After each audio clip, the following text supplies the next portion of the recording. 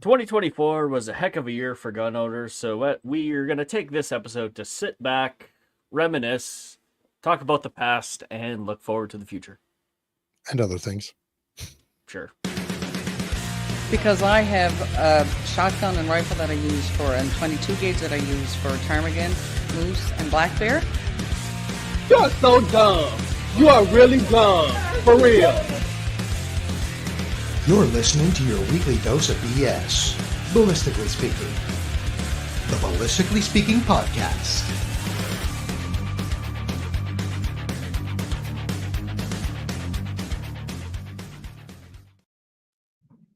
Mm-hmm. I'm ready for some positivity. Me too. That Goody Hutchings quote gets me, I gotta say. Hearing like that again. I have this gun I use for ptarmigan and moose. Like, have you seen a ptarmigan and a moose?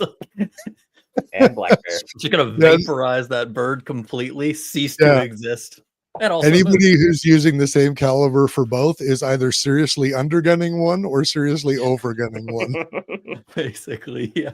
No, She's ptarmigan. secretly Like, you're really putting your own life at risk if you're shooting the same thing that you shoot at ptarmigan that you shoot at black bear, or like I said, you're just like eliminating ptarmigan from this plane of existence entirely. Eliminating just ptarmigan didn't and their like zip the meat. code. Yeah. And their whole family lineage just ceases to exist. It's like Back to the Future where he's looking at the picture of his brother and he's fading away. That's that ptarmigan's entire family lineage if you shoot it with a moose gun. You just return it to stardust. All right. So obviously we have Daniel Fritter with us again for the second time in 3 weeks. Welcome back, Daniel. Nice to be here. We're going to be talking about a number of different things, but last week, guys, I had to do all of our ad reads completely by myself. Mhm. I'm looking forward to the assistance this week. Yeah, that's totally no problem. Should we get her done? Heck, I'll even start it off. Ooh, We're sponsored tonight by Callsign 66, Canada's best rifle training. Welcome to the Brotherhood. Book a course now at callsign66.ca and follow them on Instagram at callsign66 and on Facebook at C/S66. And we don't want to forget Ripstone Gunsmithing. Craftsmanship done right. Contact Oscar at ripstonegunsmithing.ca and breathe life back into any firearm. and March Scopes Canada. The Dion Optical Design line of rifle scopes has a scope for all of your hunting and shooting needs. Find Doug and Niza at marchscopes.ca. We're also brought to you by Apex Optics. When you buy Apex, precision comes standard. Check out all the fine competition rifle scopes, red dots, and binoculars at apexoptics.co. The red dot the Atom and the Fusion red dots have arrived. So get yours today. And if you are in the market for a new rifle, you might want to consider our friends at EM Precision Rifles in Vegreville, Alberta. Building Canada's finest precision rifles, find Shane and Steve on Facebook, Instagram, and on their website at emprifles.ca. And Bolt Action Coffee, bringing specialty coffee to the precision shooting world. Order coffee and merchandise at boltactioncoffee.com. There. Sorry, I'm thirsty. This is demanding. We're also brought to you by Odell Engineering. Pick up a Canuck shotgun or Bagheera rifle from your local distributor and tell them Phil sent you. Look them up on Instagram, Facebook, and on their website, odellengineeringltd.com. And down but not out, Sterling Arms International, home of the R18 Mark III and the R9. Contact them at sterlingarms.com for more info. Also, they are looking for photos of people who are using or have used the R18 out in the wild for future marketing campaigns. So if you are one of those people, you can send them your photos. I think you can get a hold of them on their website, and you can send them photos and they'll give you credit for it, meaning like you took the photo. They're not going to give you credit on a firearm. Last but not least, guys, please consider supporting us by heading over to storydknives.com and picking up our gardener knife. We think this is one of the best survival type / everyday fixed blade knives available for a very reasonable cost. We're pretty proud of this guy. Working the YouTube grind pays less than running a lemonade stand. And doing what we do to try and bring interesting stuff to our audience takes up almost all of our combined Canada carbon tax rebate checks. And we also all know that those checks are not long for this world. Thank goodness we're saving the planet with taxes, at least for now. So please have a look at a great knife. We're confident that it'll be on your side for a lifetime. Nicely done. Done. Let's talk politics, because there's a lot going on. Yes. Is it just Yeah. me, or does Jagmeet Singh just seem broken from reality? Like when you listen to him, he's one of those guys who's just living in a completely different reality than the rest of the world. Yeah. I mean, he could be less connected to reality, but that would make his name Justin Trudeau. I set it up and he zings it out of the park. I mean, I think it's also a testament to the fact that these people, I mean, I hate to say it, I think they do live in like an alternate reality. Like, sure they do. Yeah. Especially we walk around in the world, and I don't know about you guys, but everyone I know, and I'm talking people that like work as photographers, that are historically liberal voters, to an individual is at the point of like, we need an election. That's what we need. This is getting silly. We need a change. Mhm. But I mean, I've always heard that Ottawa is a bubble, and I think it has its own culture. And I think that government, a lot of people that work in the public sector, government do have a different worldview than the rest of us. Because I mean, COVID and a lot of what's gone on in the economy ever since is a good example of they're a subset of people for whom normal economic factors don't actually matter. Like their paychecks are solid, they're resilient, their job security is historically speaking incredibly strong. Yeah. And I think if that they make it till approximately February, they get a pension for life. Yeah. And I think that with Jagmeet, like, and Justin both, they know as long as they stay joined at the hip, nothing matters. Nothing else matters. We can all hate them. Their polling can drop. They could be polling at 0%. No one will vote for them. They don't care about They don't care. Yeah, they don't have to matter. As long as Jagmeet continues to prop up Justin, which now it sounds like he finally won't, it doesn't matter. He can just keep going along until October, getting a good paycheck. And one thing is a friend of mine actually told me a long time ago that you have to be wary of politicians for whom this is the best job they'll ever have. Because historically speaking, a lot of our best legislators, and I'm not saying he was even one of the best, because I know there was lots of detractors, but Stephen Harper was an individually successful economist, very accomplished in his field, went on to become very accomplished after being prime minister. For him, the salary of prime minister was probably the least amount of money he will make in his professional life. For a lot of the politicians that we have now, MPs, potentially, I mean, this might be the first prime minister who will take a pay cut when they leave office, because typically speaking, when you're the leader of a G7 country, you go on to be very successful after you leave office. Yeah. And I suspect he still will, but this is the first time you could even comprehensively fathom that he will make less money after this. And I think there's so many MPs in that situation, because I mean, Justin may or may not, but there are a lot of MPs who are going to take significant pay cuts after this.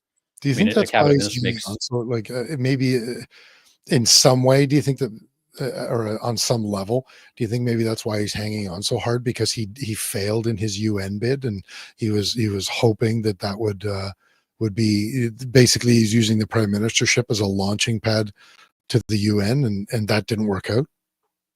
I don't know if I suspect he probably wanted to launch into something. And of course, for the past couple of years, the proposals he's probably received have been significantly diminished because he's no longer popular. But from that, I would also perhaps infer that his motivations might be more egotistical, as simple as it is to say. I think he just likes the power. It's as simple as that. I think he loves. You think about that day in 2015 when he won the election. He's walking through that Montreal SkyTrain, or whatever Vancouver calls SkyTrain, but mass transit system station, waving at all the people and shaking their hands, and that I think that's what feeds him. That's his motivator is I think he wants to be liked, like everyone does, but I think he has a very strong desire to be liked. And I think he's kind of chasing that dragon, as it were, of trying to come back to being liked.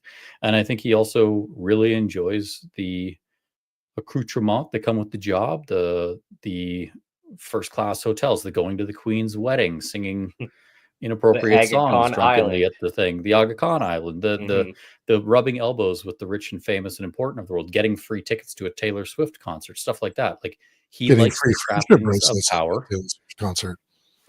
but he likes that stuff. And I mean, Yeah. I don't blame him. Like if someone's like, "Hey, you want free tickets to Taylor Swift?" I'd go.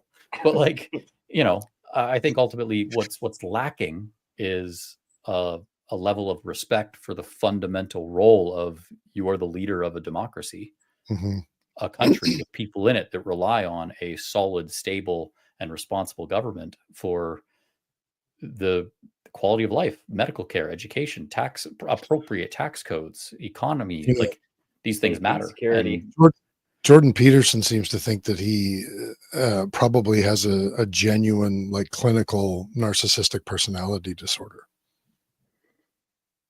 I think I think Jordan Peterson has a lot of reason to over dramatize that, but and I think, like, I don't know any psychologist who would ever purport, because we're going to talk about mental health in this episode too, so it's important to kind of put that in the framing. Having talked to lots of two psychologists in my life, but extensively, a good one will not diagnose someone that they've not met, but I can see where he would reach that conclusion for sure. But met clinically is what you're saying. Yeah. Yeah. I think that there's a general acceptance, I think, amongst us plebs that, most politicians are narcissistic on some level. But, you have to be. It's kind of a requirement of the job, to be honest. Yeah. Yeah. But I mean, being narcissistic is also different than being clinically having, narcissistic personality disorder, right? Yeah. Because I think, like, for those that aren't familiar, like, narcissistic personality disorder is it's a clinical term that defines a very specific disorder wherein, like, to come back to, like, I have aspirations of going into politics at some point. I intend to run for my local city council and hopefully eventually for provincial politics here. I understand, and most people that know me personally would say, like, I am pretty arrogant, because you have to think, if you want to put your name on a ballot, it's a huge, it's kind of like stepping on stage. There's a huge amount of stress and anxiety associated with it, but ultimately, if you are willing to endure that, you must also, the motivation for that comes from a position of, I think I can do it better. Like, if you didn't think you could do it better, you wouldn't put your name forward, right? So there has to be some ego and some arrogance involved. But narcissistic personality disorder, and I think, why I don't think he could be clinically diagnosed, but why he might have it is that is a very specific situation where you're going beyond arrogance or self-confidence into a realm where you are incapable of understanding how your arrogance and self-confidence prevents you from understanding other people's perspectives. He just doesn't. It's interesting that you're saying ego and arrogance. I would say, I don't know if arrogance is required. I would say ego and confidence are definitely required, but I think arrogance is unchecked ego, though, right? Like, confidence is tempered ego. I would call it arrogance. That's what I consider it. Most because I'm aware of the fact. I think it's arrogance because the weird part about politics, and especially in a position like Justin Trudeau, this is not making excuses for him by any stretch, but, like, it is one of the very few jobs that you can't understand what is involved with the job until you get it. Like, there's no, and I'm sure, like, even on a city council level, I say arrogance because am I confident that I can do the job of a city councilor here in Kelowna? I mean, yes. It's arrogance, however, because I don't know what the job of city councilor in Kelowna is. I'm sure it's much more complicated than I know. And I'm sure that no matter how much research I do and how many city council meetings I watch, I will not be able to fully grasp the entirety of the task that you are given when you win. So that's where I say that there's a bit of arrogance, because you have to be willing to foolishly think that you're good enough to do it without knowing what it necessarily involves. And when you look at a role like Justin Trudeau, you go prime minister, like, the role of prime minister and the job that is required of the person who becomes the prime minister is absolutely monumental. And for that, I would say for sure there's got to be a degree of arrogance involved. And I would say, in not a bad way, Pierre Poilievre demonstrates that. It has to be checked with some. It has to be not checked but tempered by respect for the institution, respect for the people that you're leading, so that when you get there, you go, oh shit, this is actually way harder than I thought, but I owe it to the people I'm serving to meet this task. If you're unable, and I think that's what's lacking here, is that Trudeau, and for the up until today, Jagmeet couldn't look around and say, I'm not capable of this anymore. Like, you look at Jacinda Ardern, who is not a friend of our community by any stretch. She just said, I'm tired. I can't do it anymore. I'm done. Yeah. Well, there's no shame. She's also working with the UN now. Yep. Yeah. So was it really like, I can't do this anymore? Or was it like, I've got something else, so I don't want to do this anymore? Yeah. I'm sure there's a bit of the, I can't do this anymore. And in that particular context, this might have been handled the accountability, because when a lot of these people move on to roles with the UN or NATO or these extra governmental organizations, the accountability goes out the window, because who reads newspaper articles about what some random UN bureaucrat's doing? Like, it doesn't exist. They're kind of just pushing paper around, and they don't have to worry about the spotlight and stuff. And I feel like that's what burned her out was, she was getting a lot of negative press. She was getting pretty hard attacks from the media and from her electorate saying, you're not doing a great job anymore after COVID. And that's, to be honest, that's the thing that boggles my mind the most about Justin, is I can totally understand why someone in his circumstance, who has basically never been told no in his life because he's grown up in a very privileged family with arguably one of the most famous last names in our national history, could enter a role and totally be blind to, as you say, the plebs and the opinion of the plebs. But it has been almost 2 years now of constant polling showing declines. It has been years of negative headlines, of economic decline, of cost of living increases. And that's the thing that's truly mind blowing, that like, he didn't see, I don't know if he didn't see that stuff. Like, if he's maybe, because there's been rumors that he's so insulated by his prime minister's office and Katie Telford that he's just not seeing that stuff. Like, he's only seeing the positive press, or if he sees it and he just it doesn't register. I don't understand it, but it's insane to me. But it's not hard to imagine that a guy like him grew up in what he grew up in would separate himself from the opinion of the plebs to begin with. It's not hard to imagine that he would be the type of guy that is, the lion does not concern himself with or the wolf doesn't concern himself with the opinion of the sheep. Mm-hmm. Well, and I think he has a historical record of that, because you think about this is ancient history, but you think about the infamous Kokanee Grope situation. Yeah. Where his response was, I would never have done that had I known you worked for a national newspaper. Like, that's like, okay, so if you were even lower than I think you are, then I wouldn't even be apologizing. Like, it's that there's a classic, or like a classist sort of perspective at play there, that I think has shown itself. Which isn't terribly surprising, given who his father was. What is the nature of your thoughts when you say fuddle duddle or something of that sort? The guy's got a car that's.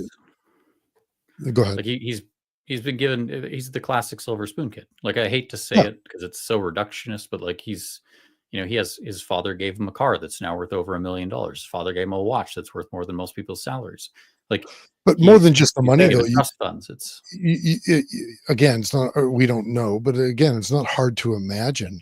When Justin Trudeau was young, his dad having one or even several conversations about how, in my line of work, or when you're as important as us, or when people like us, when we do great things, the people don't always appreciate when you're doing the great things for them, and sometimes you have to do them anyway. Like these are the type of conversations you can imagine that a guy like him grew up around, and all of these. And also not hard to imagine that all of those things lead to an adult who is above the opinions of the average person.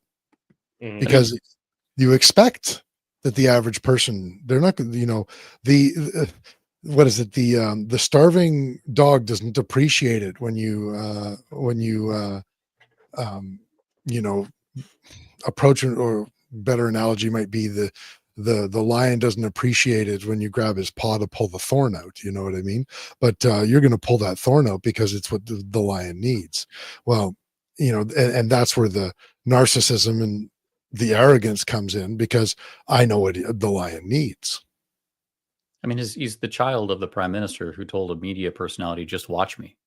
That's Like, right. this is it's that level of, like, flipping Western Canadians off as he gets on a train. Like, this is it's he's grown up, as someone says in the chat, the child of a gas station empire, Yeah. Mhm. whose father went on to become prime minister largely in spite of tons of Canada, became one of the most hated prime ministers amongst a lot of Canada, Yeah. and had no regrets for it. Because also, too, like, people, and this is where I think we're sort of, coming around to this particular point in time, hopefully, is like Pierre Trudeau flipped off Western Canada, told reporters, "Just watch me," passed the War Measures Acts, did what he wanted to do. And he didn't even have enough loyalty or respect for his own caucus to tell them he was resigning. When he went for his famous walk in the snow, no one in his own caucus knew. They found out from the press because he did a press conference to tell everyone he'd gone for his walk and he's resigning.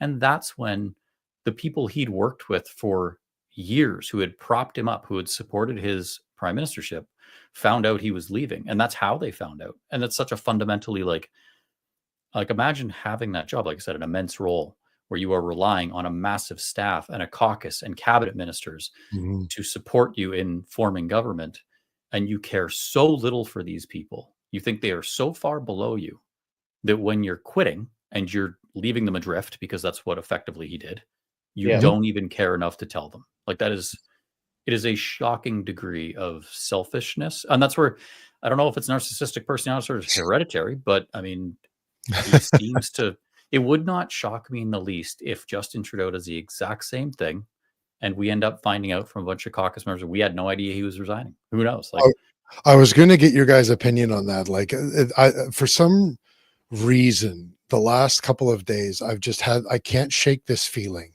that he's trying to find out how to have his stoic walk in the snow, but he's too dumb to figure out how to do it and pull it off. You know what I mean? Like, he desperately is waiting for something to happen where he can come back to the media and say, "Gentlemen, I've gone for a walk and I've thought about it and I've considered it, and it's time." But Ottawa must be above zero there or something. There's no snow for him to walk in, or whatever. Or Chrystia Freeland, maybe she stole his thunder by resigning right before the economic statement. Like, who knows? I But think like, I that's just it. have that feeling that he's looking for that. I think he wants the sympathy. Like, I think not sympathy, but he wants that. It's main character syndrome. He wants to deliver that address of I've thought about it and I've decided that this is what I need to do for my family, etc. But I think he's realizing potentially that he waited too long. He can't resign for his family. They've already left him. They said this is too much. So that's not a thing. When Freeland left, he's now also not really got the support, like with all the reports coming out. He doesn't have the support of his own caucus. So I think he's kind of reaching the conclusion that if he were to step in front of a microphone and say, "Hey, I think I'm gonna resign," that instead of the response being the like, "Oh man, like we're so sorry, this job was so hard on you and we've been so unforgivingly critical in the press. You've done a bang up job," that instead there'll be applause and there'll be a national day of guys like me driving down the road, my truck, honking my horn, going, "Fuck yeah, it's over. The 9 years of terror are done. We can move on from this terrible nightmare." Yeah. And also, too, in a very real way, I suspect that at some level, the Liberal Party of Canada as an organization has to play a role here, because to get into the meat and potatoes, like with Jagmeet saying now he's going to vote non-confidence this next parliamentary I missed session. that this afternoon. I did as well, because I was having a meeting with my child's daycare this morning, and instead of being like, thank God we're gonna have an election soon, I was like, oh, I gotta go talk about my son's behavior. Yay. I gotta jump in quickly there. It's Yeah. quite easier, and I don't know. I think there's kind of a viral interview of Jagmeet where he's being asked. He's like, you say The this circular government, interview. yeah, you say this government has got to go. You're the only one that can make it go. Why aren't But you I won't making it speculate go? on the future. He's like, yeah, all options are on the table. It's like, no, answer the question. Yeah. Why won't you make it go? And I think at that point, like, Well, that she literally said that. scathing interview, it's like, dude, you're caught red-handed. Like, the jig is up. Like, you're as much as part of this as Trudeau, and you're attached to that ship, and the ship is now on fire, and it's now sinking. Before it was just sinking, but now the ship is on fire. The top half is on fire, bottom half is underwater. Now somebody lit a match. Yes. Okay, so now there's been an about face. I missed the about face. So for the viewers who also did, why don't you guys fill me and the rest of the viewers in on that? Well, Jagmeet published a letter this morning on NDP letterhead formally, basically saying the same things he's been saying for the past 2 years of, we can't afford more Justin Trudeau is yours. But he did slide in a thing of, so for these reasons, the NDP will be supporting a motion of non-confidence in the next parliamentary session, which, I mean, I've heard a lot of things since then, a lot of theories. That, Jagmeet will change his mind because, he's not reliable. But by the time you put this out publicly that you're not going to support the government, that's a really difficult position to walk back in general. And if you were to, that is the definition of political suicide. Like you're just taking the NDP behind the shed and shooting them and going like, this is done. Team Orange is dead. Because they would never come back from that. They would literally be relegated to non-party status, and they would be gone. The other one is that Justin Trudeau will prorogue, because now that there's the statement of we'll have a non-confidence, he can go to the Governor General and he can ask the Governor General to prorogue government, which would delay the inevitable. But I've been looking into constitutional law and stuff like that, and for those that are unfamiliar, the Prime Minister does not choose to prorogue. He asks the Governor General to allow him to prorogue His Majesty's House of Commons. And at that point, the Governor General makes a decision whether or not to. It's very unlikely, historically speaking, that a Governor General would decline that request. However, the closest sort of analog from a precedent standpoint would be in 2008 when Stephen Harper had won a minority government. And Stéphane Dion, Gilles Duceppe, and Jack Layton formed a coalition and stated that they would vote non-confidence and form a government themselves. And in response, Harper said, we'll prorogue. The Governor General took, and this is how tight things are, is the Governor General took 2 hours to respond, and that was consequential because normally it's a kind of immediate. And the Governor General wanted to use the 2-hour delay to send a message that proroguing is not something the governments get to do at their discretion for any reason. There needs to be a reason for it. So in response, the Governor General said you can prorogue for the minimum amount of time, which at that point was basically 2 weeks. Then there was a winter break. And she also mandated that when Harper came back from the prorogation period, that his government needed to institute a mandatory confidence motion, which was the budget, to ensure that he had the confidence in the House. So based on that precedent, which, and the other big influential factor in this was that Harper had just won the election 6 weeks prior. And the Governor General basically was saying that if we had allowed vote of non-confidence in this potential coalition government, that it would be very unstable and that we might end up going to an election very soon. And given the recency of the election and the Canadian electorate having chosen Stephen Harper's Conservatives to form a minority, that would sort of be a degree of subjugation of our democracy if they were to do so. In this case, we are obviously very far from the previous election. It isn't a coalition government saying we want to take over from Justin Trudeau. That's right. So it's a bit different. It's literally trying to call for an election. Yeah. And that's where I think if Trudeau were to go to the Governor General, and this is where people will all say, oh, the Governor General is a liberal appointee, they'll do it. They will say the Governor General is actually she's the king as far as Canada is concerned. She represents the crown. She and her office are, I mean, sure, she can kind of do whatever she wants because she's the king, but ultimately if she did, the king, the actual king, King Charles, would be like, hey, what are you doing?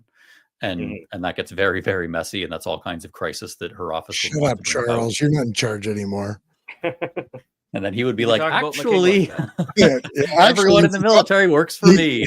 Yeah, you forgot to write that part out. So her role is incredibly defined. Her office is highly scripted. That's why when they say, "Oh, she's a figurehead," they don't mean like she just is a puppet for the government. They mean like everything the governor general does is largely defined by historical precedents. And in the Crown's case, we are referring to precedents that has occurred over centuries, because we are talking monarchy, not Canada's democracy. So they are looking at a massive record. There's actually been a lot of governor generals over the year too. If you look at the list, I think it's close to 100. Yeah. So you add up all those years and all that history, there's basically a rule book. And they answer to, again, like she does not answer to Justin Trudeau. She answers to the Crown. So when she makes decisions, and if Justin Trudeau comes forward and goes, "Hey, I want to prorogue His Majesty's House of Commons," and this all happens in the Senate. It's not a House of Commons thing. It's above the level of Parliament and politics. This happens at a Crown level, basically. That all of this stuff leads to a situation where she would have to lean on precedent. A lot of that precedent sort of would indicate that if she were to grant the prorogation, which isn't entirely certain, it would be for the minimum amount of time required, like 2 weeks or less. That's what Harper got, was 2 weeks, basically.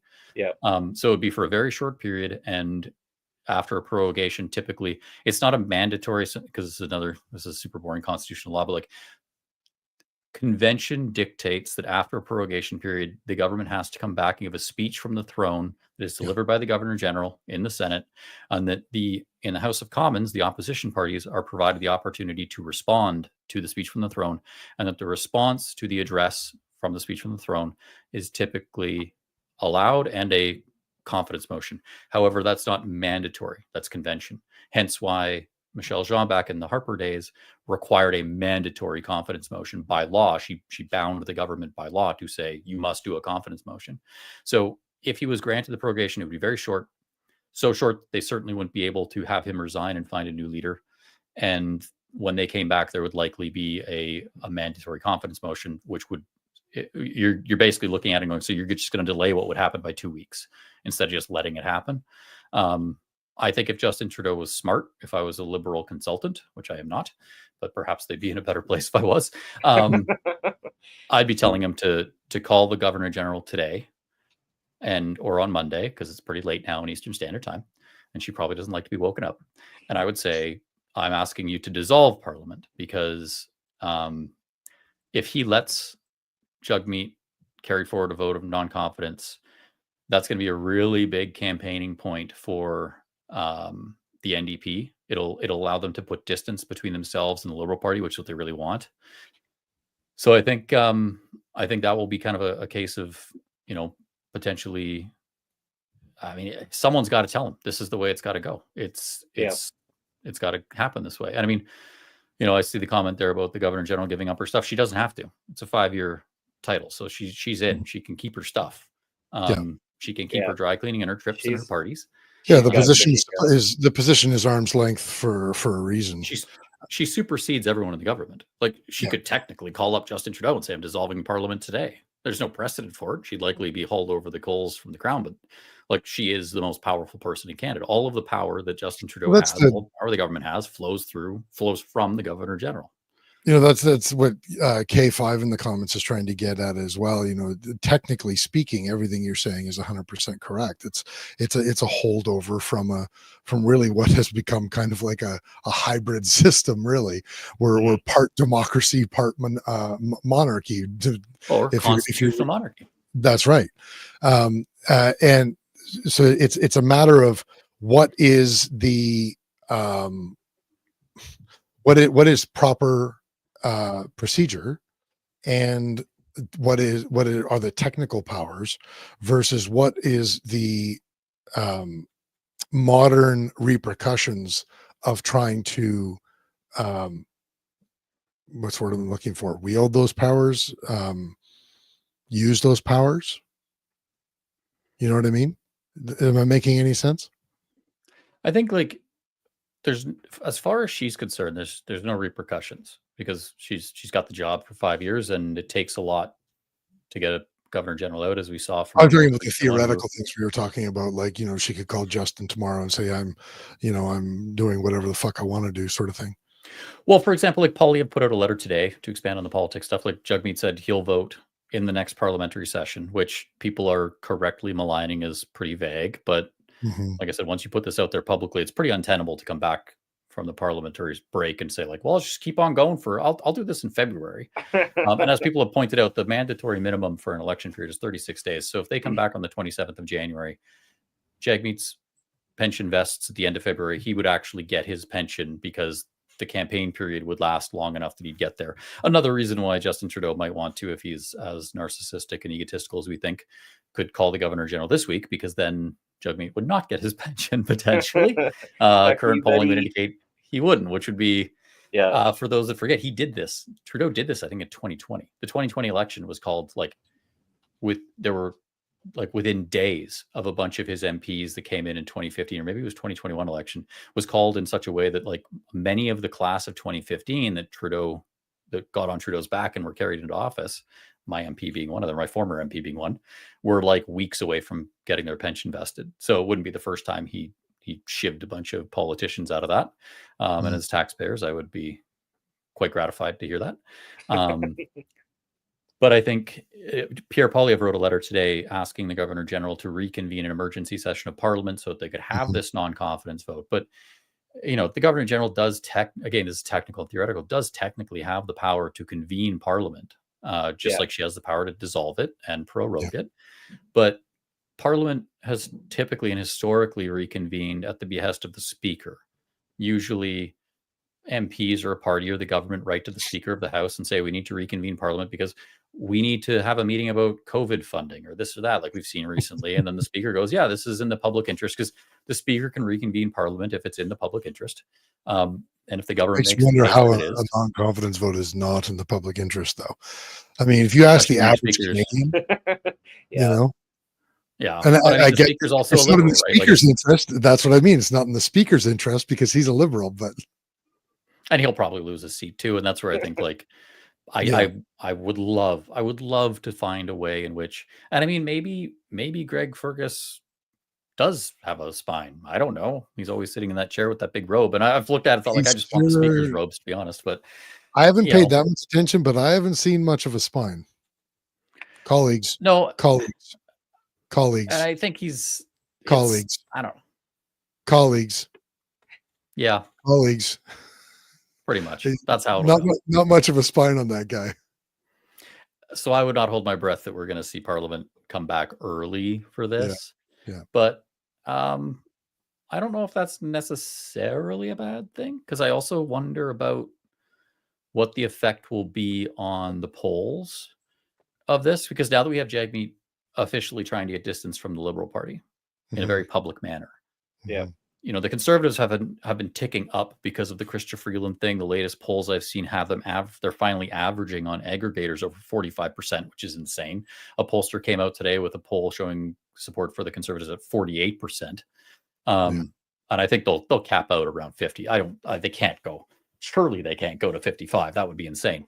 But they're going to cap out there. And with Jagmeet getting distance from Liberals, I wonder if in the interceding 7 weeks or whatever they get off for this Christmas break, which must be freaking nice. If we don't see the Liberals further erode and their vote share go to some of those NDP seats, there are some NDP Liberal flips in the country currently. Yeah. I would hope that they would be looking at this and going, hey, so they've finally grown a spine.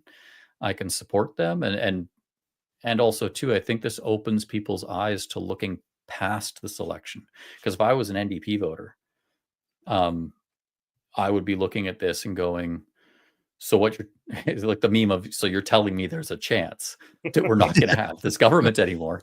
And you might go like, hey, so I don't like Jagmeet Singh. I think he's a terrible leader, but now that I can see that there's an election on the horizon and it's probably going to be soon, if I vote for the NDP, they might get into a position where they have a few more seats than otherwise, and we'll get rid of Jagmeet Singh because he will be at this point a 3-time loser.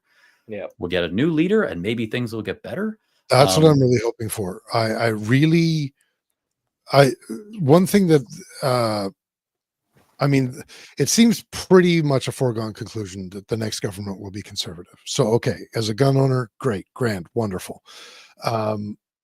What concerns me about it is that the NDP take enough votes from the Liberals that they become the official opposition again under Jagmeet Singh.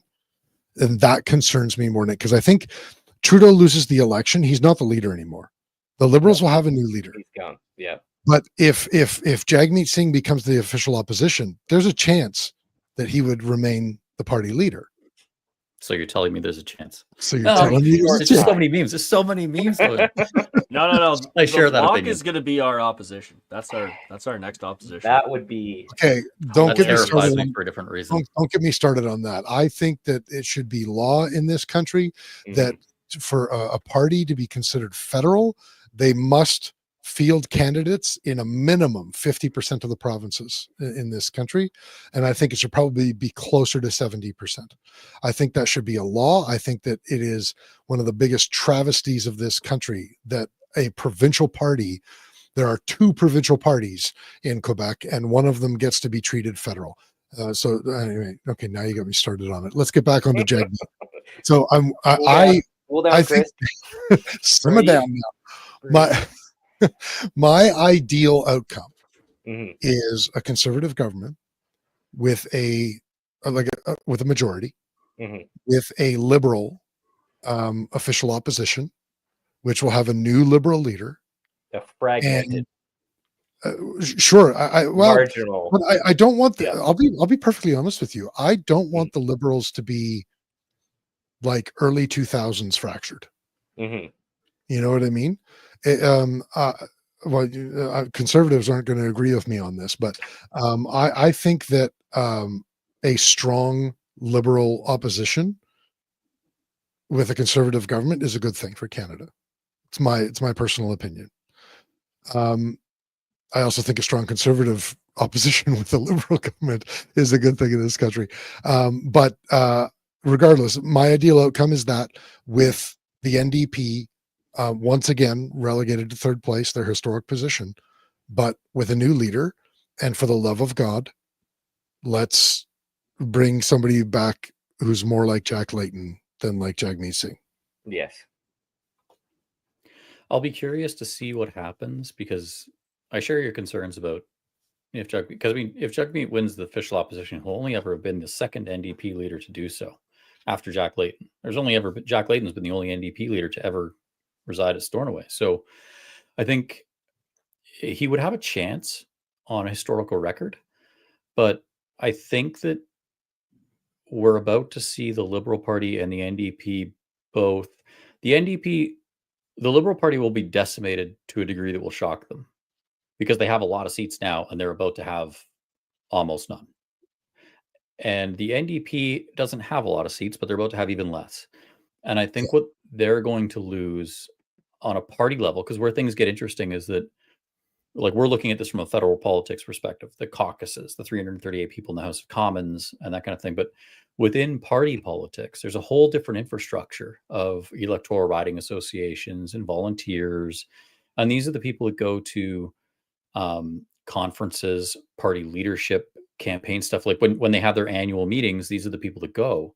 And the vast majority of the people that go to an annual meeting for a party are not actually associated with the federal effort. They're associated with the internal party effort. They're on the board. They're on the Conservative Party board. They're on their local Conservative Party riding association board. I say this because that's the ones that I've been to, and the NDP is no different. And I think why I kind of think it may not matter who ends up forming official opposition.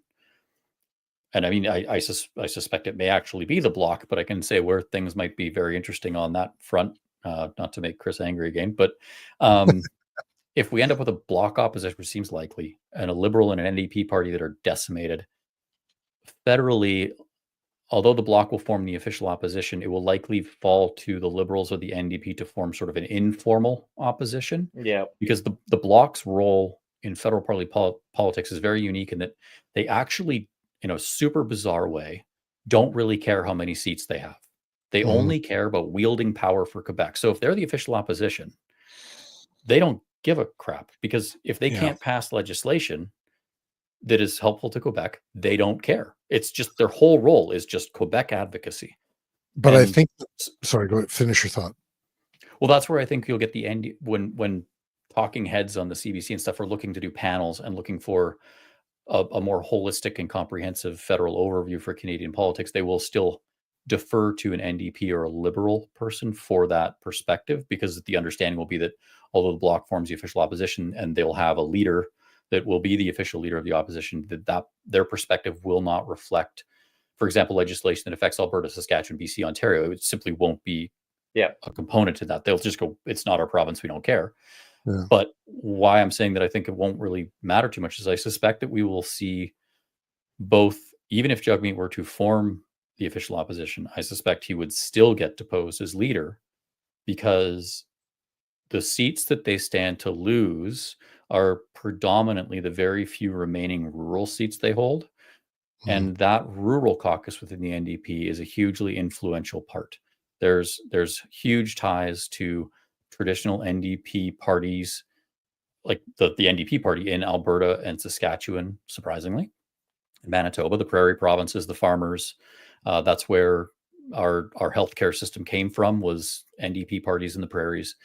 And there are still a lot of people invested in that party in those areas that will look at what Jagmeet did. And even if he says, hey, I'm in Stornoway, I've done it for the second time, I'm one of two, they'll turn around and go, yeah, but you did it at the cost of our entire party infrastructure. Not necessarily federal caucus, but their party will be so fractured, so decimated that it's difficult to imagine the people going to the NDP AGM and saying anything other than this guy's got to go. Electoral outcome. That's like Jag. That in that case, that'd be like Jagmeet saying, "I did it. I built this house, but the house is located in a bomb crater with smoke and debris all around it." It's like, come on, guys, I did it. Like the landscaping is horrible. How I saw it put with the cabinet appointments today, which was really good. It was Anthony Koch from the Conservative Party who worked with Pierre Poilievre that put it really well, saying basically it's the same as getting an invitation to the party and then arriving after it's over. Because like, welcome to cabinet. You may not even serve a day before we go to a writ. Like, and that's what Jagmeet would do. He'd deliver them to the official opposition, and then he'd be shown the door. But I would still, he might not even win his seat. Yeah, for sure, and I hope he doesn't. But if the NDP became the official opposition with or without Jagmeet Singh, I still worry about let's call it the go get woke, go broke message.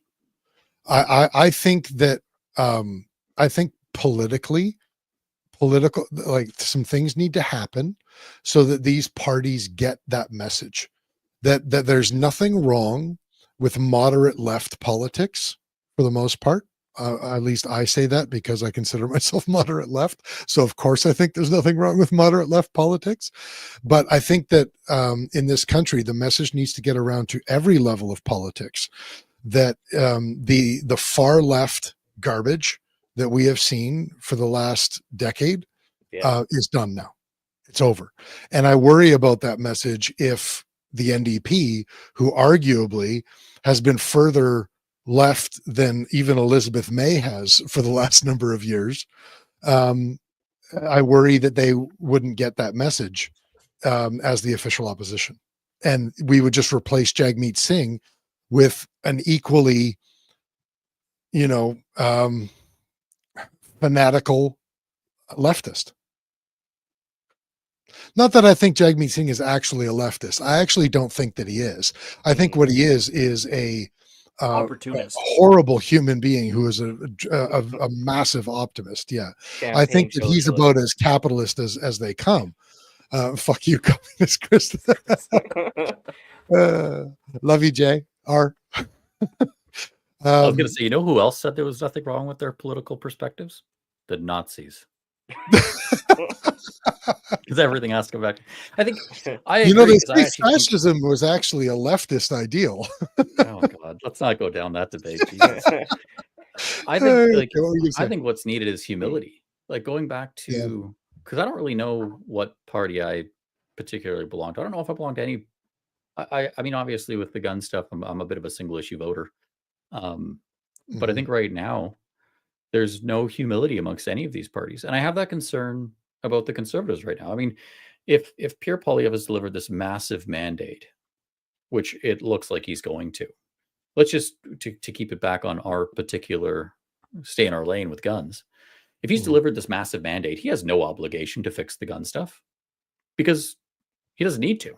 Like, he can turn around tomorrow and pull an Aaron O'Toole, and he's still going to win a massive majority. It won't matter. And I think that's the concern is opportunism in politics and the insular nature of it. To go back to what we were talking about, like Justin Trudeau being raised in this bubble where he doesn't really have even the opportunity to necessarily understand what normal life is like. Like, as a small business owner, like, the number of times I've listened to politicians tell me what I need as a small business owner who have themselves never been a business owner is just frankly astounding. And I think when I look back on our healthiest periods, Jack Layton had his issues in some particular massage parlors specifically that caused him some professional problems.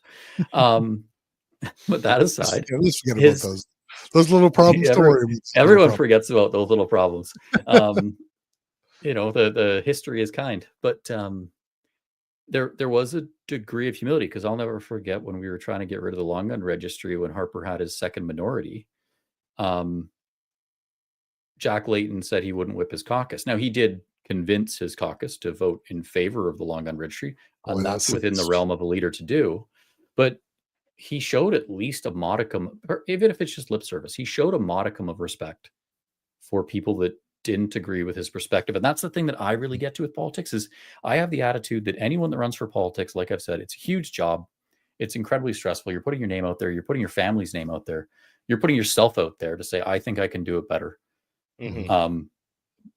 What seems to be missing from a lot of people is that everyone, including their opponents, should only be doing it to make things better. Like, I don't think he is now, all these years later, but at one point, actually, I won't use Justin Trudeau as an example because it's a bad one. But if you had said to me, look, when Stephen Harper was the prime minister, he really wanted Canada to be better. Yes, I think that's true. When Jack Layton was leader of the NDP, he didn't agree with Stephen Harper's politics, but he also wanted Canada to be better. The goal was the same. The route to get there was different. And I think that's, these days, because of identity politics and the way that we've tied morality to political allegiances, like, oh, you're a Republican, you must be a good person or a bad person, instead of going, we both want Canada to be a better place. We probably have different ideas about how Canada can be a better place, but you have to have that fundamental level of respect that everyone, they're trying to do the same thing. They're working in Canada's best interests. I'll give credit where credit's due. Poilievre's interview, talking about responding to Trump's comment about the 51st state, when they asked him, like, what are your thoughts and all that, I'll fully give credit to Poilievre for responding by saying that I would tell elect Trump, Mr. President, there is more that binds us than sets us apart. And a strong Canada is good for America, and a strong America is good for Canada. And it's been a long time since I've heard a politician respond to anything like that. Yeah, it was kind of nice. And especially because that 51st state thing is starting to really irk me.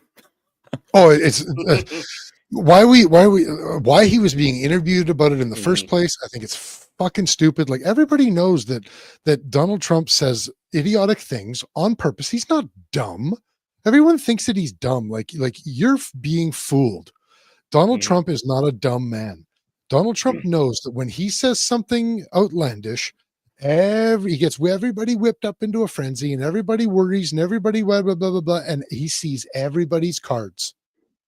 Yeah. And then the real work happens behind the scenes after everybody's had all their little freakouts and their little meltdowns. Like, how do people not see those tactics? Elon Musk does the exact same thing. Everybody gets up in arms every time Elon Musk makes a tweet. Why? He's only doing it to get a rise out of you. He's trying to frame in very real terms negotiation, like he does. Trump, from other more serious comments he's made, does have a serious issue with the trade surplus that Canada has with the States. And it seems pretty, with the tariffs, he seems pretty keen to renegotiate whatever the new NAFTA is called. And when he starts USMCA. doing, USMCA, that, like I've said numerous times, the liberals are being allowed to frame the gun debate with this discussion around hunting guns that Polyev is walking into. Trump is doing the same thing. When you lay out the framework of, well, we could annex you, and the Canadian government has to go, well, I mean, realistically, you could. Like, this, to be honest, this isn't going to be a fight. When that's your baseline that you're starting from, that's one hell of a way to frame an international trade negotiation. To the baseline is, well, we'll just take over your country. Like, if you're the Minister of Foreign Affairs and you're going down there to discuss this stuff, like, that's, it feels like walking into a buzzsaw when that's been the rhetoric for months on end. And that's also why I do hope legitimately for the good of Canada, all politics aside, I think the best thing would be, we need an election, because we do need to have a strong, stable government that can walk into those negotiations and, like you said, start creating, to use the old school colloquialism, Fortress North America. The world is not a stable place. Yeah. We have a lot of assets the Americans need. They have a lot that we need. We should be best friends. I always remember when the 2010 Olympics were going on in Vancouver, there was a very good video put together by one of the U.S. news sources, and I think it was Dan Rather or something doing the voiceover. And it was a video about introducing Canada to Americans that were unfamiliar with it because the Olympics. Because, I mean, Americans, you got 400 million people in your country. You can be a little bit more myopic than Canadians can. And he did a great job. And basically the whole thing, like, it almost made you weepy, because they're talking about the Peace Arch in Washington State and Vancouver, and the close work we've had together, the wars that we've fought in, the way that our countries have been for over 100 years now, of close allies, brothers, best friends. And to see this state of things now, like, it makes me truly sad. As someone that really likes spending time in the States, I ride my motorcycle down there because the tickets don't follow you to BC, so your insurance doesn't go up. I like it. I really like America. I also really like Canada. I like them as distinct countries, and I love the fact that for most of my life, it's been a very, very, very amicable relationship.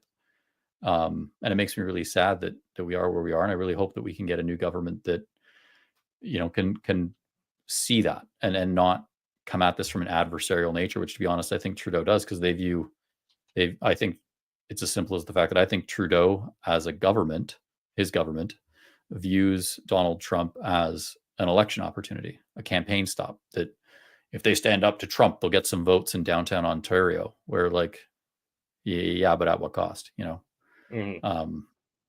that's sort of the thing where I regardless of people's feelings on Donald Trump, I think it behooves Canada to be in a good relationship with America. Yeah, totally. Never should forget, be like, There's a tying good it back to reason for guns. That's where a lot of our gun stuff comes from, is the U.S. So we don't want, like, the Department of Trade to be like, oh, by the way, you can't ship that to Canada anymore. Yeah. Like, the Department of Commerce could easily say that's not allowed in Canada anymore. Yeah. Yep. And people forget, so ITAR, which is less of an issue now, but it's the International Traffic in Arms Regulations. It for a long time during early GWAT, we couldn't get cool stuff because it was under ITAR. So it was U.S. military issued stuff, ACOGs, you name it. If it had an NCAGE code and was a U.S. product, we generally could not obtain it through very many means. And when you could get them, they were really expensive. And that all came about because very long ago in the Cold War, there was an aviation company that was developing a missile system, and they had a Russian working on it. It was a Russian engineer. And the Americans found this out, and they felt so betrayed by the fact that Canada was allowing a Russian national to work on this defense project that was shared between us, that they put Canada into that bracket in ITAR and said, we're going to start controlling things that go there, because we can't necessarily trust you guys. And, we'd finally moved past that. In very real terms, very tremendous cost. I mean, Canadians died in Afghanistan fighting alongside Americans, and that is how this relationship was forged, that we enjoyed through the early 2010s, and now or the early 2000s, and that has been so abandoned. a very real sacrifice, and it's a shame. I like JR's comment. You guys don't remember what it was like in 2001 through 2004. We couldn't even get mil-dot scopes. I couldn't afford a mil-dot scope in 2001, 2004. Who wants a mil-dot anyways? Like MOA for life, buddy. Hey, that was Mil-dot on like a Sage EBR M14. I would be down for that. But that was the Vanya, thing, like back in those early M14 days, like a Night Force NXS on a Sage M14 EBR was like, I tarred out like you would pay so much money for that Sage. Like you could take as heavy as a Sage chassis is, you would have to take all of the $100 bills that weighed as much and pay that amount of money to get that chassis so that you could have a 14-pound rifle in exchange. And it was just kind of like, it was a bad time. And I think it would be a shame to see us return to that. And if we don't get a change in government and our next incoming one doesn't view them as allies, regardless of political stripe differences, then we'll go right back there. Mention the creativity we could see with Canadian-made tactical bolt actions, but like, you know how everyone basically took the lever action and then everyone's throwing rails and everything on it? I love that trend. That was a trend in 2024. No. Imagine what we could do with bolt guns. That's right up there with zombies. If you want to go back in time, this is that tactical lever gun is my version of the zombie trend of like 2008, where everything was green and Hornady had zombie bullets, and you're just kind of like, this is making me cringe so hard internally. And that was the Walking Dead's fault. That was the Walking Dead's fault, 100%. Yep. I was worried that one of the Kurtalitzes was still watching the show when I was making mil-dot comments. Oops. Sorry, Carly. Sorry, Van. It's me. It's not you. It's me. Mm-hmm. Sorry, I'm derailing us. So, okay, I have one more question to ask about politics before we move on, because obviously we don't want to do the whole show. We got 3 topics that we want to talk about tonight. Yeah. But I wanted to ask one more thing. The new public safety minister is a McGinty. What do you think of that, Daniel? Nothing, because I don't live in Ontario, so I only know the last name. And I was like, that's not Dalton, is it? Well, it's not Dalton Jr. and it's not Dalton Sr. I saw 2 comments. I saw his picture, and I thought he has the strangest facial expression I've ever seen. This was a picture the CSSA put out, and honestly, I was like, "Hey, where's his upper lip?" Because it's just gone, and he looks like he's pooping. I don't know how else to say it. I have a 4-year-old, so maybe I'm biased. But he's kind of like a smile. He's smiling, but it's like a grimace, and it's kind of like a 4-year-old who's like trying to hide the fact that they're pooping. So it was bizarre. That's the first thought. The second is he's not going to be around long enough. Like it's like I saw lots of comments about the associate minister of public safety, which I can't even believe. When we have something like 37 ministries, why we need associate ministers is beyond me, because this is just like, holy, you're just ramming people into cabinet to try and get them to win their seats again. But like, I heard that and I know that she is rabidly anti-gun. She's appeared with Polytechnic Poly Saint-Suvia numerous times, Coalition for Gun Control numerous times. She's considered an ally by those organizations.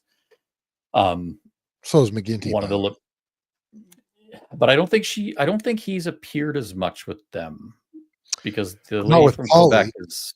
But don't forget, well, you may or may not know, when the Liberals were, like, he was in shadow cabinet.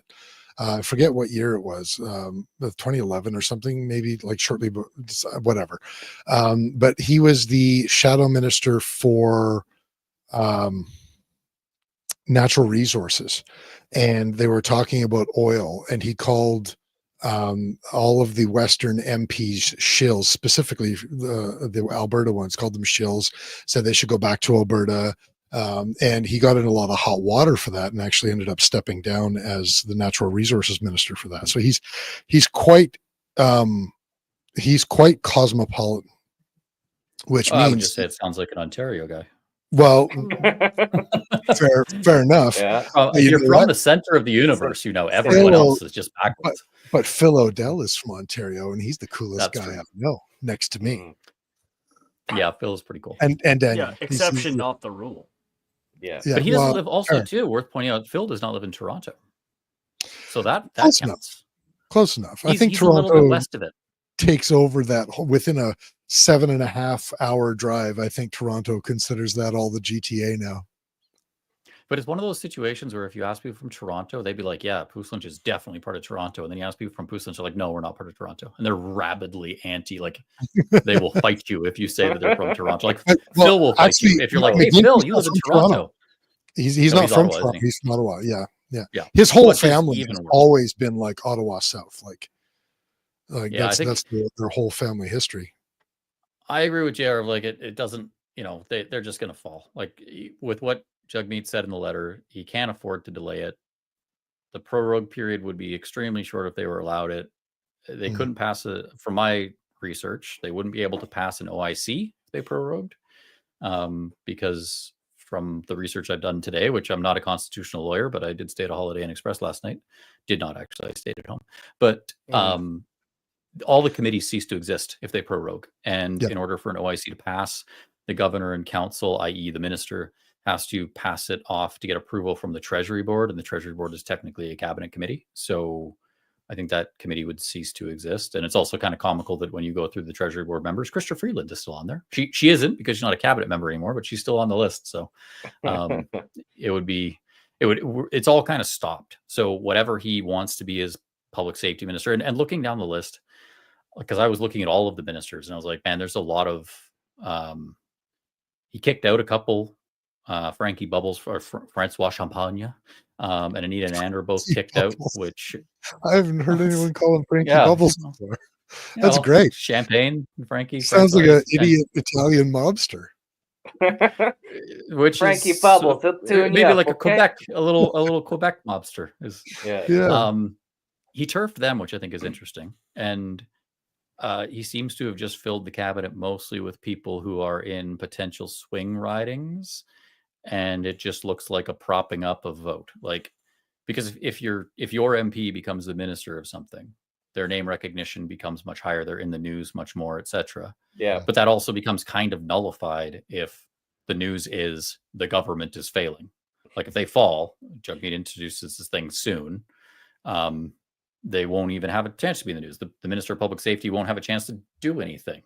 Yeah. So it's sort of just like I said, they got an invite to the party, but they arrive and it's over. Like, it's the weirdest thing ever to see this happen in one day is a bit bizarre. Why don't we do this real quick before we move on in like 2 minutes or less each? Let's go around the table and say, what are your guys' predictions for the next 3.5 months? Who wants to start? Politically, I mean. I'll start. I think an election. Okay. Yeah, I was about to say I'll jump in here. You're not allowed to respond. He gets his predictions, and you get yours. Yes. Yeah. Is that your only prediction, Daniel?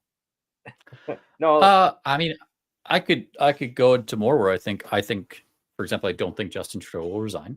I think his ego prevents that, and I also think two things. I think his ego and very real practical who's going to replace him. I mean, if he resigns, then they'll assign an interim prime minister, and they'll just get nuked from orbit the same. Mm-hmm. And I don't think, he's a fighter. He fights and he wins. That's what he does, is the quote that he famously told his wife years ago, the biggest ego ever. And I think he still has that attitude. I think, having listened to a painful amount of podcasts and interviews with him as of late, he still thinks he's the guy that saved the party in 2015 after they got absolutely decimated by Ignatieff. He still thinks he's that guy. I think all of this, the news today that he thought he was going to resign, and then he talked to Mark Miller and Katie Telford, and they said, no, you should stay on. Like, Mark Miller was in his wedding party. Of course, that's what he's going to say. Like, they're close personal friends. He's not surrounded by people that are being honest with him. So I don't see why that would change. So I think he'll stick around.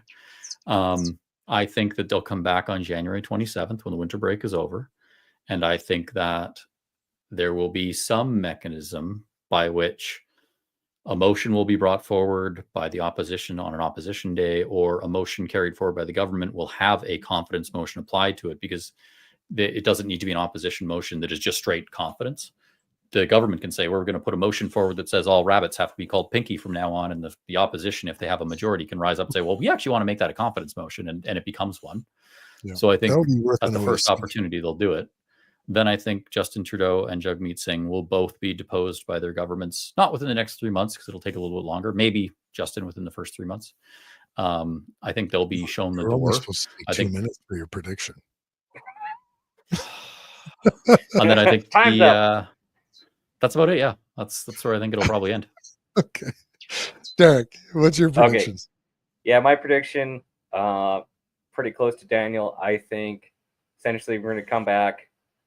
I think Justin's going to call it. I think he's going to go down with the ship. He's going to resign after he loses. So that way, basically, the Liberal Party can pick up the pieces. And Jagmeet, he might stay in for a little bit, but then I think he'll be nuked by his party. And I think that's about it. I think it's going to be simple as that. That's partially optimistic. Yes, I think that is the most optimistic of the views, and that's my hope. Okay. Because that's the fastest action, essentially. So, Alrighty. and that's Mike? kind of what we want.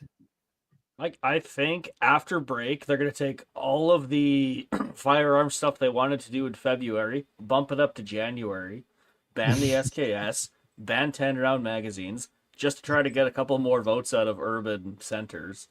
And then hopefully we go to an election shortly after that. We go from optimist to pessimist. Okay, Yeah. that's fair. Yeah. I think that they're not going to be successful in calling an election before or a non-confidence motion. So I don't think we're going to see an election. I think it'll happen in Q3, but I'm not confident that it will happen before February, which is kind of what people were sort of thinking that a non-confidence motion would happen around that time after February anyway. And I think that we will be involved in a spring election. When that happens, some of this is prediction, some of this is just holding on for hope. But it'll be a conservative majority. It'll be a liberal official opposition under a new leader, and the NDP will be relegated to third under also a new leader. Elizabeth May will still be the leader of the Green Party with like 3 or 4 seats, and the Bloc Québécois collectively will all go fuck their hats. That's my prediction. But what do you think will happen with the PPC? I was thinking about getting involved in that, and I don't know if we're going to have time to do everything if we do, but I mean, like, Maxime Bernier has been, not so conspicuously or inconspicuously missing in action since the last election. He has not been getting a lot of traction anywhere. I'm not saying that he's not doing anything, but I haven't heard a peep from that guy. And I will also tell you, I have not heard much of a peep from former PPC supporters either. I've seen a slight rallying in the most recent days, especially amongst gun owners after the December 5th ban. Like when we discussed the fact that like there seems to be a bit of a binary divergence going on, where some people think that the CPC won't restore the previous gun regime, won't give us back our guns, basically. That there's been a few people being like, well, he's gonna, if you want this stuff for real, you got to vote PPC. And I mean, but that's so dumb. That's just as dumb as supporting Jagmeet Singh. Like, how many times does Pierre Poilievre have to flat out say that he believes that the problem with guns in this country is not legal gun owners, it's smuggling across the border? And how many times does he have to say that we're going to repeal all of those idiotic gun things that he did and focus on crime instead? I mean, and he also understands O'Toole's mistake of backpedaling. Of the flip-flop. That's right. Yes, he understood. He's not dumb. He's not dumb. He's like, that's part of what cost the last election. So he's like, nope. And that's what a lot of Canadians want. It's like, I stand my ground. This is my plan. This is what I'm going to do. Tax the tax, build the houses, stop the crime, all that, yada, yada. And the people are like, man, that's simple enough. That's all I need. Okay, I'm going to piss off a few people right now because I know some PPC supporters both within this industry and personally. But if you're supporting the PPC right now, you have the right to vote in this country, but maybe you shouldn't. my issue with the PPC, besides the very obvious what of they're never going to go anywhere, is that they take the stance of they're the principled party on the right of center. And if you want principled right of center governance, you vote for the PPC. But it is that particular stance is absolutely not reflected anywhere in that party's infrastructure. They've never had a leadership election. That's right. Bernier is the king. Bernier may as well just be the king of the PPC because there's no leadership structure. There's no formal documentation on here's our layout, here's our board, here's the checks and balances of how we're going to have principled governance within our own party. So to think that these people that don't even demand more of their leader would do so when they win an election is insane. Like, it doesn't make any sense. It's like it's a libertarian. That party right now is being run like a libertarian dictatorship. And it always will, because I mean, the thing is that it is the Maxime Bernier show. When he finally decides to just move to his new house in Florida that I think he just finished building, he will go away, and the PPC that will be the end of it. Yeah, because it's as far as I'm concerned, and this will probably piss people off, I'm fairly certain the PPC is just an effort to separate fools from their money. Because it's the same story we always hear. Oh, if you want to support the PPC, donate to the PPC. Okay, like why? Yeah. Why exactly? Like, I don't even think they have a candidate in my riding. Like, so Maxime Bernier builds a war chest to get his own seat. Was it 3? Who? Bernier. 2 or 3? Yeah, I think 3. I think 3. But I mean, because he's also 17, 19, and 21. I think he's, gun owners especially have a soft spot because he was seen as the pro-gun candidate for the Conservative Party when he ran for the leadership. Yeah. And there was a big interview with him that was super stage managed and all that kind of stuff. But I mean, the dude's a career politician, and he forgot top secret documents at his girlfriend's house. And he's incredibly, his record is not good. And from what's been happening since he left office, again, it's just been support them with money, support them with money, support them with money, and see nothing in return. There's no real feasible chance they have of winning government. And I get the whole, it takes time for a new party to get its legs under it and stuff like that.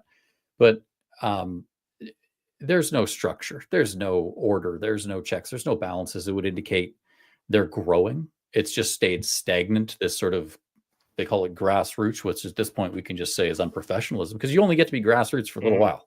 Yeah. Once you've been established for years, people expect more from you. Well, and they expect their politicians not to get arrested at rallies, regardless of whether it's a just cause or not. They expect their politicians not to be even remotely mainstream.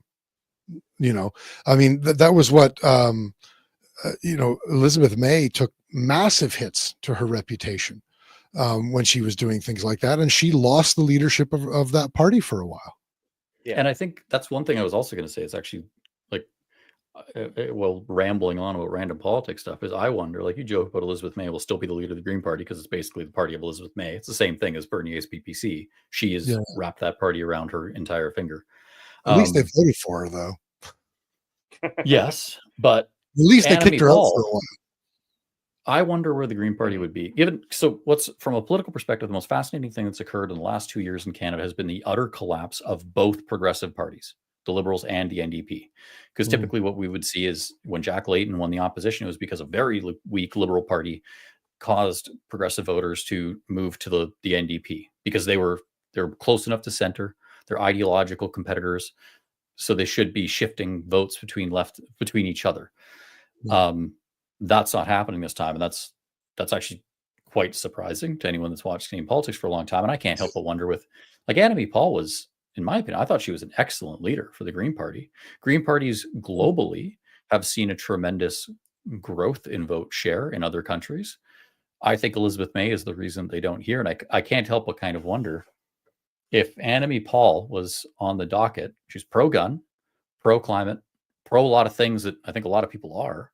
I kind of wonder if this wouldn't have been this exact moment in time where the Liberals and the NDP have collapsed so thoroughly, would not have been her moment in the sun where we would be looking at polls going, wow, the Green Party is actually polling.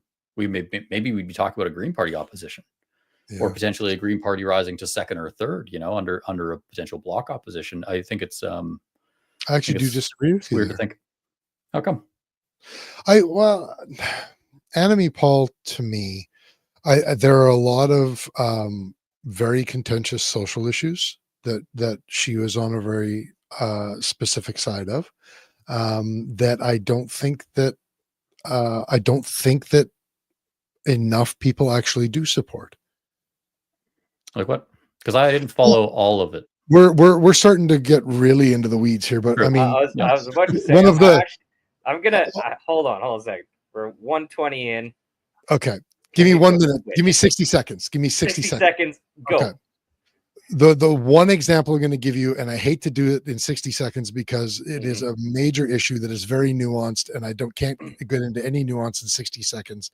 But the she, her, they, them issue that divides many Canadians, and the ideological aspect of it for Anime Paul, I think, disqualified her from a large segment of the voting populace.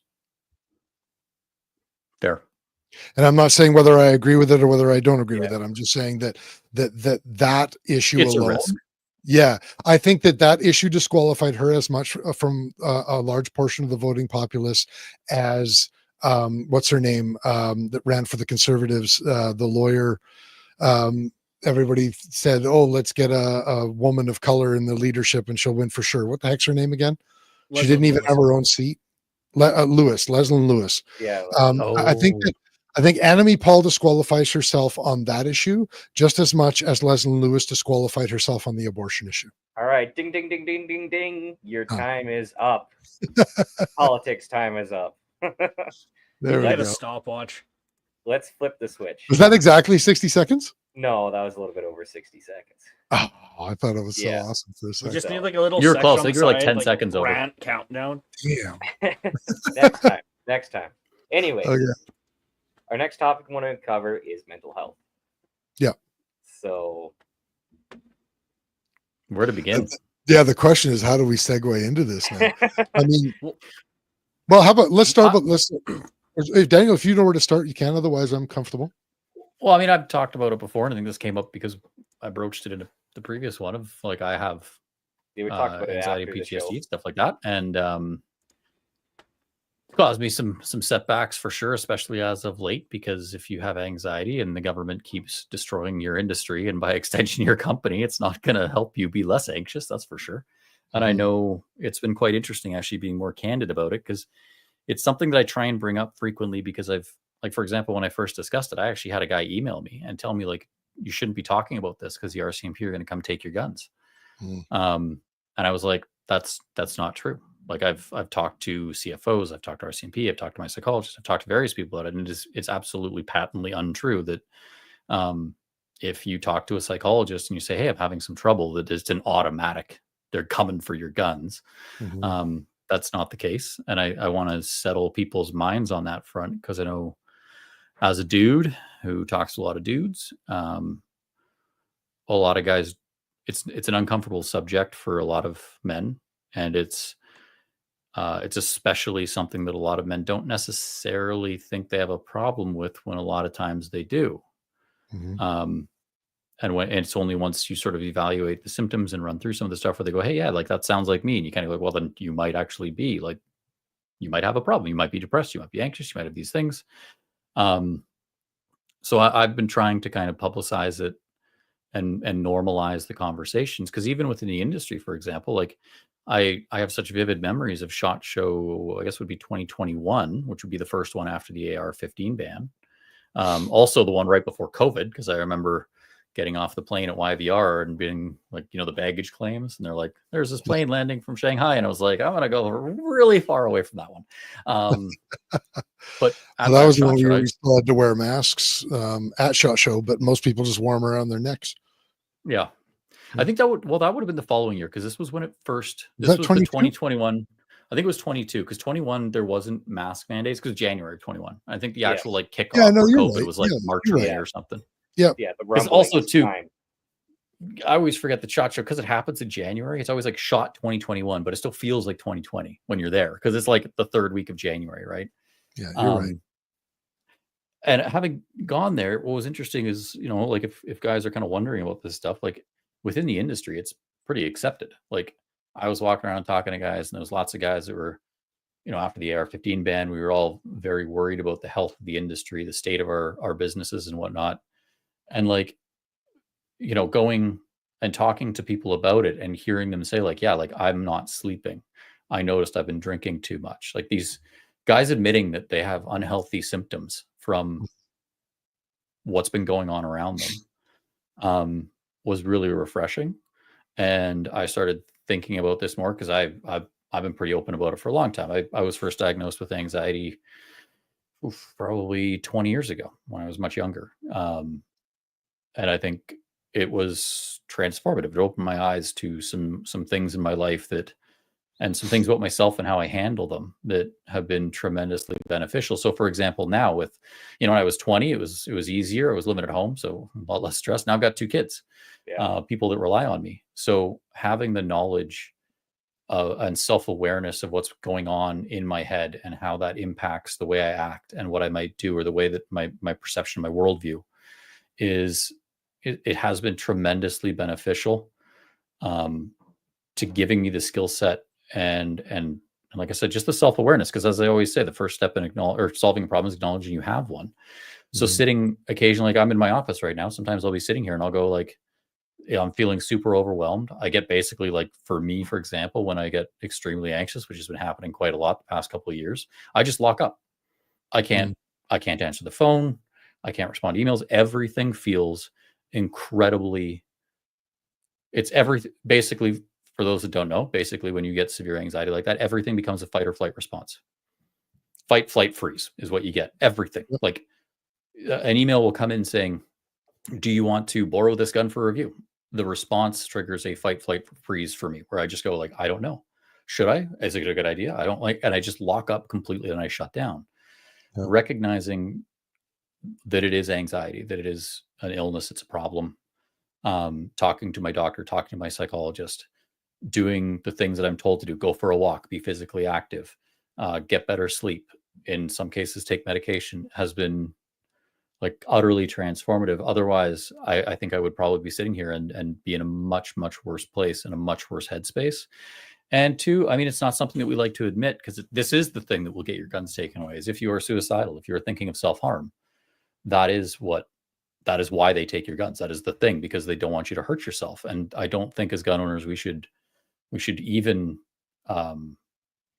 really denigrate that at all, because it is an important thing to do. Because something we don't like to talk about as a community, and something that I think we do need to talk about as a community, is that most people that are killed by guns in this country are killed in suicides. And it is mostly men, and it is mostly people our age, and they feel the same as we do. It's, they have an illness, because everyone that commits suicide is pretty much, that's like the ultimate symptom of depression. Unfortunately, it's also one that you don't typically come back from, to make some levity in an otherwise dark subject. But I think it's something where these anti-gun groups beat us over the head with suicide statistics and self-harm and all this sort of thing.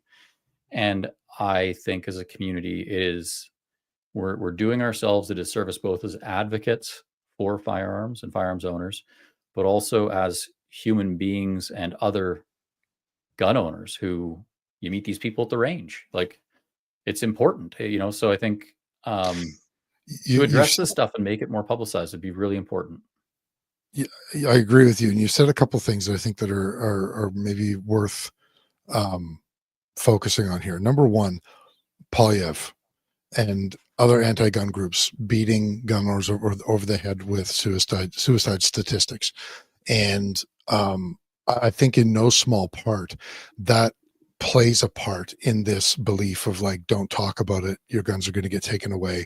They talk about it on the media all the time, and it's we're big bad people, and femicide and suicide and I think that the reason that is important to acknowledge is the other thing that you've mentioned that I think is really important, is that coping is a thing. The fight or flight response is real. And we know that physiologically, it doesn't matter whether the trigger is mental or whether the trigger is physical. It doesn't matter whether you're at risk of losing your job, or the economy sucks because we've had a garbage government and you don't know how you're going to pay your mortgage, and your wife is on you, or your husband is on you, and you got bills piling up and all these sorts of things. Those are all emotional triggers. Your body responds physiologically the exact same as your ancestors did when the gorilla was chasing them through the forest. Okay, my ancestors may not have come from too many gorilla-laden areas, but you get what I'm saying. Perhaps more the bear kind of territory. Yeah, maybe the bears. Yeah, the bears. Four-legged predators. Yeah, exactly. Yeah. But the point being that the physiological response, we know this biologically, is identical. And in order for a chronic stress response, or even just a traumatic stress response, whether it's the bear or the money problems, to resolve itself physiologically in the body, there has to be a resolution. Now, if a bear is chasing me out in the woods and I fight the bear and I kill the bear, the act of killing the bear is a physical resolution to that stress response, and that triggers the storied knives gardener is what you use to kill the bear. Naturally. Yes. I thought sorry, I apologize. I should have said that. I thought it went without saying. yes, it goes without saying. A little bit of a knife plug in there. Anyway, which is available at storyknives.com. There goes Mike. But that is a physical resolution to that stress response. Okay, and that triggers the nervous system to cease the physiological stress response. When we have emotional triggers that create a stress response, there has to be a resolution to that, and often there aren't. And often we just have trigger upon trigger upon trigger upon trigger without resolution upon resolution upon resolution, and we end up with what's can kind of be called a chronic stress response, where it just doesn't turn off, and that starts to cause the body, the brain, chemistry, whatever, to react in maligned ways, call it. And this isn't responsible for all mental health, obviously. We were kind of talking about stress and PTSD, so that's kind of why I'm focusing on this. Like, we can talk about other things. I've got a brother with who's been diagnosed with paranoid schizophrenia. We can talk about all that sort of stuff, but that's kind of a different animal. But if we're talking about stress related illnesses, which I think are probably the most common for guys, the way to deal with those triggers, because they're not going to go away, you have to improve your ability to resolve those triggers, which is what we call coping. And coping is a skill. It's not an inherent trait. It's not an ability. And so by not talking about these things and not sharing coping mechanisms amongst our communities, we are doing ourselves a disservice, because we are basically trying to deal with something that is natural and we can't stop, which are the triggers, but we are not skilled enough at the coping aspect of it. And that's why we end up with these problems. And so tie that back into anti-gun groups that basically shutter these problems into the dark corner, because now everybody's afraid of losing their livelihood. And let's make no mistake, shooting guns is absolutely a stress and a resolution. Every time a bang goes off, it is creating a physical stress and a physical resolution. And it's no surprise that so many people, Todd, I remember our Remembrance Day episode a number of years ago. We did a call-in episode, and Todd called in and he talked about his experiences in the military, and the PTSD and the brain injuries and stuff like that. And and he just made this comment a little while ago: getting into shooting actually helped with my PTSD. Hanging with the call sign 66 boys made me feel better than I have in years. Like, that does not surprise me. And my other world It's the exact same thing. You know, martial arts have been studied for the last, probably 10 or 15 years rather extensively as means of expanding coping strategies and expanding the coping skills of individuals. Military organizations are starting. We had a guy come to us. He had an actual brain injury from RPG shrapnel in Afghanistan. And obviously some PTSD comes along with that. And he was part of the Wounded Warriors program. The Wounded Warriors program told him, go look for a jiu-jitsu gym.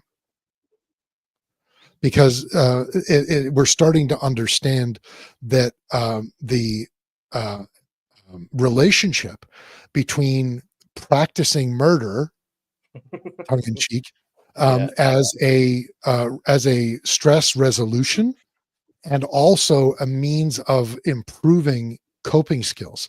Because when you're practicing murder, you are put in call it practice, life or death situations. People are actually trying to choke you unconscious and break your arm, but it's in a safe area where you can simply tap on them a couple of times and they let you go no matter what. You can practice punching and kicking people, but you're not in danger of getting knocked unconscious. Books are being written on these things. My wife has been spreading this book around our gym that's literally titled Resolving Trauma with Jiu-Jitsu. Shooting is exactly the same. It's absolutely no different. But like you said, Daniel, when we don't talk about these things, when it's shuttered into the corner, we're not improving our coping skills, and we will continue to see suicides. And if somebody has involved in firearm, it's a bit morbid to think about this because, I'm probably because I'm not suicidal, and, I feel a bit awkward saying it out loud, but a firearm can be a pretty effective way, especially when you look at the actual number one way that people do commit suicide, hanging. It sounds like a pretty horrible last couple of minutes. Well, hopefully not that long, but you know what I'm saying, right? So it's not that much of a surprise to me that gun owners might choose, if that's the path they're going down, they might choose something that's maybe a little bit more effective at that. But I think the point that we're trying to make by talking about this is if we can make this more a part of our culture and improve our coping skills as a culture, as a community, maybe there aren't as many people who feel like they're at that position to begin with. Yeah. Well, I think like the anti-gun people always say, if it saves one life, right? And how about thousands of lives? It's a stupid slogan, first of all, because I mean, it's when you're passing policy that costs $1 billion, if it saves one life, is really stupid. Like you could save a lot of lives with $1 billion. So it really detracts from the overall argument. And I think shooting is therapeutic. When I had an appointment with my psychologist, because I still see her and have been for years because of anxiety and PTSD, that she sees pretty much exclusively at this point military and law enforcement type guys who have predominantly PTSD issues. And her first comment to me before I'd even talked to her, like before we really started the session, was like, hey, this ban that happened, I have a lot of clients for whom shooting is their therapy. It's what they've done for a long time. It's the breathing control. It's outdoors. It's physical activity. Those are three. The box breathing is a tremendous therapeutic measure when you're having an anxiety attack or a PTSD issue. Spending time outdoors has been clinically shown to be beneficial for depression and anxiety. Physical activity, even 10 minutes a day, has been shown to have the same benefit, up to like 80 or 90% of the benefit, as spending an hour in the gym in terms of mental health. So it combines all of these aspects. And she was asking me, she's like, are the guns that these guys use for their therapy going to be impossible for them to use now? Because she was legitimately concerned for her clients for whom this is a thing that is effective. Because she's a non-gun, she sees what's in the media. Yeah, and she sees that they're banning them, but she's also a clinical psychologist. So she looks at it and goes, this is an effective tool that a lot of my clients are using to get better. Banning them is going to hurt these people. And because she's been seeing me for years, she was like, this isn't going to actually help public safety, but it is going to hurt her clients, is how she put it. And she's not a gun owner. She's like I said, a psychologist. Yeah. So it's the message. It's so clear cut, but I think also too, there's almost a bit of a, I don't know if it's perverse or ironic in the Alanis Morissette way of, with anxiety and depression, PTSD and that sort of stuff. A lot of the times you are told to do the things that seem uncomfortable. So for example, like you said, guys are getting stressed because the bills come in, and in a lot of cases, they just won't open the envelope.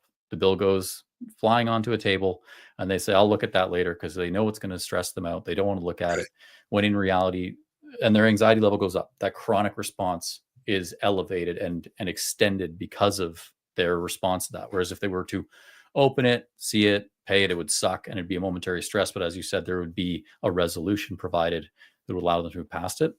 So you're told a lot, do the uncomfortable thing. If you're feeling anxious, do the thing that feels uncomfortable, get up, move, do whatever. And it almost is like extrapolated out into this broader discussion that we're having now, where the anti-gun people have discussed this so frequently and used it as a political wedge so frequently. And in doing so, have done such a disservice to people who are suffering from this stuff. Now, gun owners don't want to talk about it. Everyone feels uncomfortable talking about it because, oh, you know, this is what Policyan Sugian talks about. And, you know, I don't want to sound like I'm suicidal, blah, blah, blah, blah. When we need to do the uncomfortable thing, we need to be having these conversations. And we as a community should be, especially these last few years where it's, you know, to be honest, it's been impossible to advocate for guns with this government. They don't care. No. We should have been spending this time becoming the best advocates we can for our people and helping out guys like this, because like statistically speaking, suicides among men have increased hugely over the past few years. Addiction issues have increased among men hugely over these past few years. This is an issue that is affecting men predominantly. Suicide by firearm is predominantly, vast majority are committed by men. Our community is like 90% men. We are the victims of this. And to not engage and to shy away from it because the people that oppose us politically are using it as a cudgel. We should take that cudgel away from them and throw it away and say, like, no, we're going to start helping our own community out and talking about this and ensuring that if you have friends that have guns, like do the actual buddy check-in. If you got a guy that hasn't talked to you for a while and he used to be really good friends, send a message, say, hey, I haven't talked in a while. Are you okay? It's a very counterintuitive thing though, isn't it? It is, because it's guys, it's not what we do. Like it's not. Well, not only is it not natural because of the culture we grew up in, but what I say it's counterintuitive is that culture, ironically, is being reinforced by people that we don't want to align with in any way, shape, or form. And that's why I say that it's counterintuitive. It's like people aren't talking about it because they don't want to be, they don't want to in some way lend any credibility to what anti-gun groups are saying. The counterintuitive aspect comes in, and exactly what you said is that by talking about it, you don't become that statistic. And that is the cudgel. Sorry, it's not the cudgel, but that is how you take the cudgel away that they're using mental health as. Yeah. And we should, like, we really, you know, to anyone that's watching this, like, if you have a friend that seems not themselves, even if you send them a message saying, hey, you know, are you okay? They might be okay, and they'll just say, yes, what's up? You want to watch a hockey game? There's no harm in that. They may say, yeah, they're okay and not be, but at least they know you care. And that can mean a lot. It's not, it's not up to you to change their life, but you can have a pretty big impact on someone if you do something as simple as that. I think that's a really good point. Some men will respond well to actually talking about feelings or the issue or some men will be comfortable just talking. You know, I've got a really good friend who, when our friendship was still newer, he flat out told me, he's like, look, like I'm not we were talking about this at one point. I can't even remember why, but he was basically saying, like, look, if I'm ever having a rough time, like, don't come up to me and be like, hey bro, like, you want to hug it out? Like let's talk about our feelings. He says, cause I'm not going to do that. He said, but like, just hang out. We'll talk about like fucking the weather or shooting, or like we'll just talk and just Yeah. hang out. And some people need Disconnect. that. They just need connection. Mhm.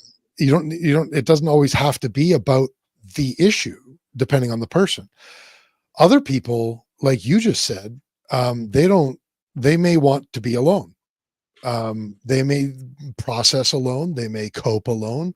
Introverts tend to do things on their own, not with other people. But even introverts need to feel like they are thought about. Even introverts need to feel like the people in their community give a shit that they're missing.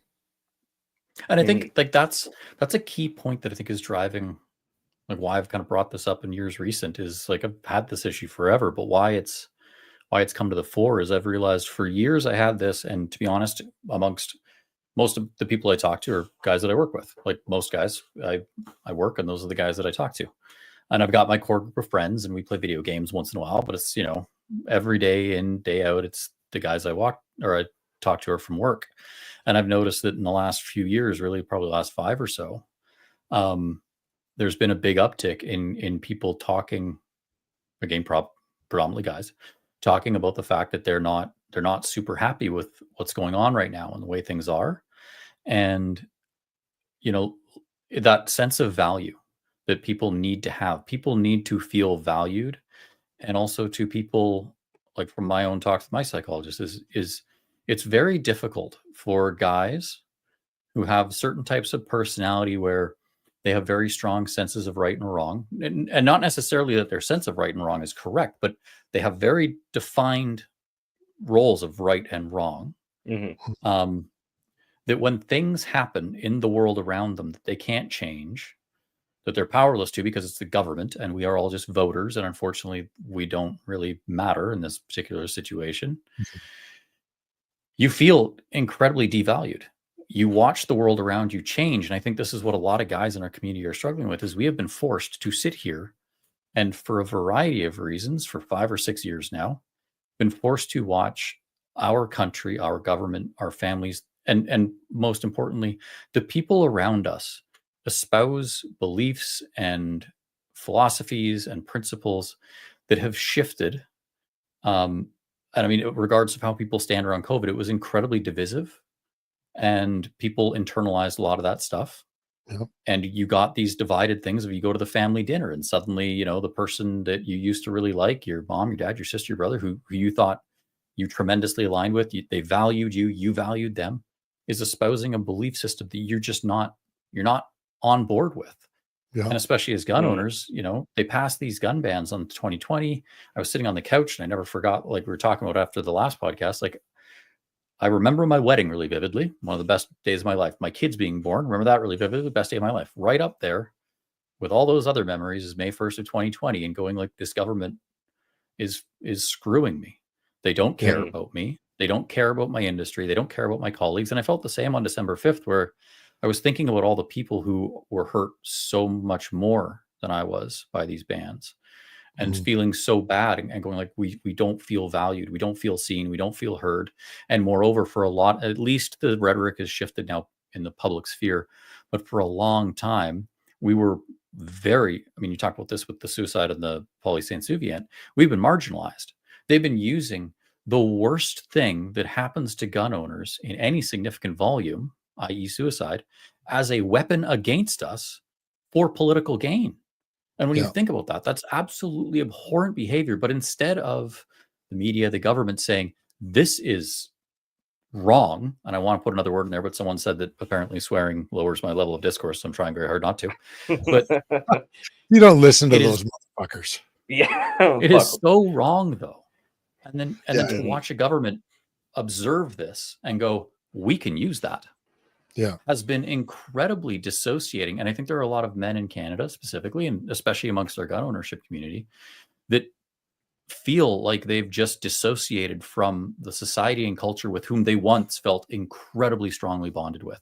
A lot of gun owners come from military backgrounds. They feel very proud of Canada. We look back on our history and like they have a staunch opinion of Canadian outdoorsmen, lumberjacks, all the stereotypes, and they go, that is Canada to me. And Yeah. now they look around and they go, I don't recognize this place. And if you are in that position, you are so susceptible to becoming exposed to chronic stress reactions where you're going, I don't recognize this place. I don't recognize these people. I don't recognize this government. But Jesus, I'm getting so stressed out by all of the things that are happening to me, the bills, the mortgage, the wife, the ban, what's happening to my industry, what's happening to my colleagues. And it piles up. And I think that's where, like, I wanted to bring this up now, because I think, hopefully now with news of an election, people start to feel a little bit more seen. But this is also, I want to see a government with more humility, because I'm aware of the fact that there will be people on the opposing side who may feel alienated just as strongly. And it's not good. Like, we should all want Canadians to be happy and successful and whatnot. That's why And I I think, yeah, pointed it's just out, that's why I pointed out Poilievre's comment about Trump making a divisive comment and Poilievre responding in a way that is more united. Is not the word I'm looking for, because but the "we're all in this together" approach. You get what I'm saying? Yeah, unified. Yeah, unified. Yeah. Unifying, whatever. Yeah. Anyway, I think that's going to be really important for every conservative to remember over the next 4 years, because it doesn't matter whether Poilievre is in power for 4 years, 8 years, 12 years, 16 years, or 3 years. Eventually, the Liberals will be in power again. And who knows, maybe someday the NDP will be in power again. And what this country needs is a place where left-leaning people are not left out in the cold and told that they suck and that they're not Canadian when conservatives are in power, and right-leaning people need to not be told that they are dangerous and they're colonialists and they're privileged, overprivileged, and et cetera, et cetera, et cetera, when liberals are in power. We need to get to a place in our country where it doesn't matter who's in power. One party may go one way, one party may go the other way, but there are still more that unites Canadians than there is that divides them. And I think, Mike and Derek, we haven't really talked about your guys' political leanings too much, but I know, like me and Daniel, fair to say, Daniel, that generally speaking, we would lean a little bit more left. Fair to say? I was going to derail you and said I guess I said that last time, and you said that you're actually a little bit more center right, didn't you? I think I am. I've always looked to, like, I think I look up, like, politically speaking, if someone wants to kind of look towards where I'm at. I know that there was some other problematic things as a result of the simple time he existed, but I've always been a big fan of Teddy Roosevelt, and he considered himself a conservative, but he was a conservative that, put the conserve in conservative. He started the U.S. Park Service. He was a phenomenal philanthropist. And I think that's I'm a fan of small governments. Pardon? He had that great arena quote.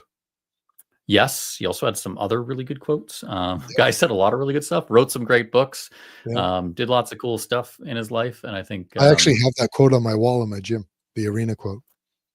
It is a good one. My favorite quote from him is, the optimist finds opportunity in every difficulty. The pessimist finds difficulty in every opportunity. Yeah.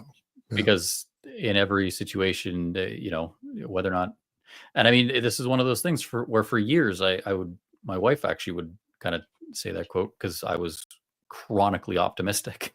I would always be like, things are going to go great. And, like that kind of thing. And then as the years have gone by with my issues exacerbating, I've felt more towards the pessimistic side, where instead of looking for opportunities, I've seen difficulties.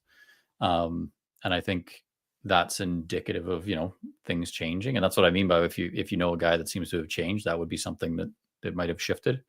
So I like that quote, because also too, it speaks to the mental health situation, which is important to me. But yeah, I would say I'm mostly a centrist, and I mostly like to consider myself, I don't know where this would fit, but a pragmatist who considers the role of government to be the disbursement of the public purse in the most efficient manner possible.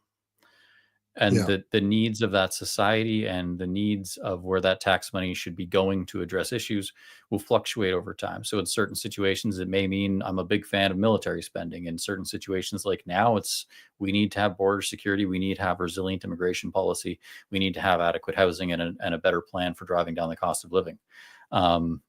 So I think that's sort of, I don't really align with any one party, because I do think it's just, we elect politicians to run the government, and the only thing the government has in terms of real power is to spend our tax money, which I've said numerous times, because if they don't, with no taxes, they have no police, they got no laws, they got no judges, there's no jails, there's no hospitals, they can't do anything without money. Hmm. They're just using our money, and I just want them to do it in the most responsible way possible, given the context of the situation. When I was a kid, it was different. They So should have spent the money that on would be different stuff. fiscally conservative. You know, Yeah, I suppose so. what about socially? Are you? I've always gotten the Socially, impression you'd be a little bit more left socially. I would say socially, I'm pretty much a classical liberal, where it's I just want, if you're not hurting someone, I'm not a libertarian, because I think that's a different ball game Yeah, yeah. that I don't align with. But I do generally think that if you're not hurting anyone, I don't really care what you're doing. Yeah. Like, gay marriage is a prime example. I'm not Yeah. going to get into a gay marriage because I'm not gay. But if you Mhm. are, fill your boots. I don't care. It's not Yeah. harmful. And there's lots of that's jokes kind of there's more about what I that. was getting at, with my original point. I remember, I remember even after the long gun registry was repealed, but before Justin Trudeau was in power, I can remember, not just obviously federally, but on other levels of government, um, I'm often at odds with other people in our community socially. I can remember thinking, a long time ago, that like you guys say that you believe in freedom, but you won't allow abortion, and that's always been a very inconsistent position for me. And I've been on that side of things before, during a conservative government that didn't want to allow, I remember that, let's call it a civil union argument, instead of a marriage, because marriage isn't between Adam and Steve, it's between Adam and Eve. And if you're a religious person, I can understand that position. But if you're a government and we believe in church and state, separation of church and state, then we're talking about something different then. But the point being, I remember being on that end during a conservative era, the George Bush Jr., Stephen Harper era, and post 9/11 era. And now for the last number of years, I've been on the other side of that, and I've had the displeasure of being in the minority on two different types of governments.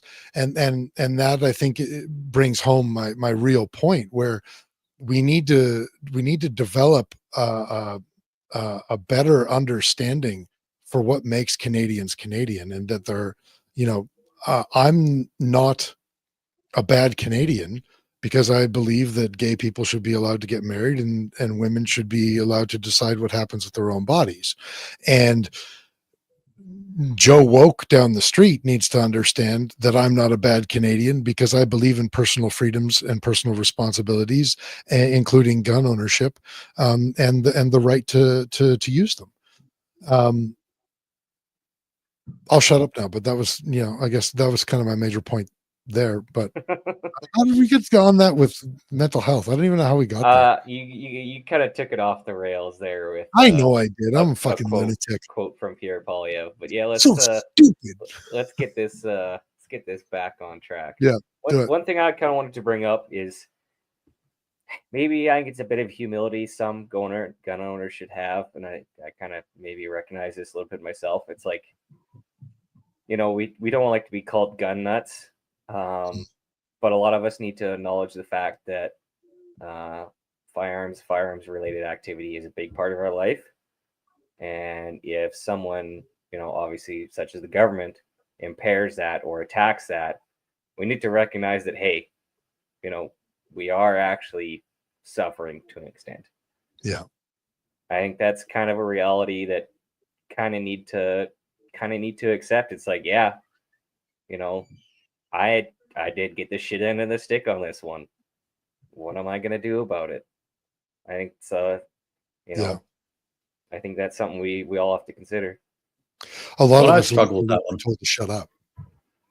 Well, and also too, there's like my issue with it is that, in this context of public safety and the overall discussion that typically takes place around gun policy is it does involve, unfortunately, like the victims of actual crime perpetrated with a firearm, which is tragic in most cases. So the notion that, and I've always hated it, that gun owners put forward this notion that we are the victims of gun policy, when in that same discussion there are literally dead people who are victims of crime. And I think the difficult thing for gun owners is to, and I mean I've struggled with this, is that there's being a victim, it's not something that is comparative. The victim of a crime with a firearm is the victim of crime, period. Like if you're shot or you're stabbed, you're the same result. It doesn't really matter what it was with. And I think gun owners should probably start thinking about the fact that, we have been the victim of a political campaign. We have not been the victim of crime, thankfully, most of us.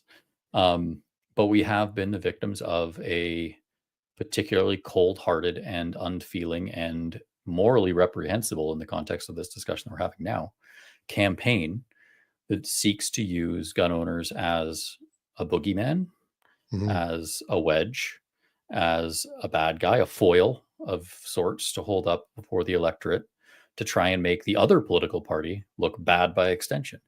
And we have to accept, just like if we're going to accept the fact that we need to be discussing this stuff to try and prevent the suicides that the anti-gun groups love to talk about so much in a really perverse way, we also have to accept that when they're doing that, and the policy that is flowing from those arguments they're making are seeking to make victims of us. They are seeking to harm the livelihoods of the people involved, the livelihoods and the way that people enjoy them, the way that people can use these firearms in very, very, very, very, very significant ways. We've talked about people that use shooting as therapy. They're impacted by this. People who use competition as therapy, many of whom do shoot, they're affected by this. People who hunt. I mean, we talk about the SKS being banned and the predictions and stuff. The reality is that if you believe the Liberals pulled the SKS out of the C-21 ban because of Indigenous groups and pressures put on by the AFN, then what they've done right now has basically done the same thing, because an SKS is now $1,500. That was supposed to be an affordable rifle. It was readily available in rural communities at a low price. It is not that anymore. Yeah, it was an impulse buy gun. It's becoming very expensive. It'll become very much more difficult to obtain. And in all of those things, completely upends what it's supposed to be and what the Liberals were saying they were protecting when they pulled it out of the C-21 amendment. So there's impacts on people's very real ability to procure food in this stuff. So acknowledging the hurt and the harm is part of that. Like I said, a lot of guys feel dissociated from the culture because we've been told our stuff is bad. We're bad people for having it. And a lot of guys have not talked about how that feels to be talked about that way and to be ostracized and marginalized. But it's, I think for most of us that had guns impacted by the May 1st, 2021, especially because that one came out of the blue, there was no warning, at least with the December 5th one, we knew about it a couple of days before and everyone knew it was going to kind of suck, and they'd hinted another OIC was coming. Yeah. We kind of knew the playbook already. We had and we'd seen it previous before. experience. But that May 1st one, I think a lot of gun owners will remember very vividly that feeling of just like, oh shit, they really don't care. And that's done some real harm to a lot of people's mental health. I think it's also done harm to our political system too, because the actions that the Liberals have taken on this have created, and so many other policy files as well, have created like an entire generation of people who will never vote Liberal again. Like my grandfather would never vote for the Liberals because of Pierre Trudeau. And his son has created a whole new generation of people for whom that entire brand is talk. It doesn't matter. You could put the best candidate forward. You could have the best policy. And because I am in this camp, I'm just going to go, sorry Nope. for the language, fuck you. Never again. Like, because this has been so harmful, and it's hurt so much. Like, I just, no, like, I nope.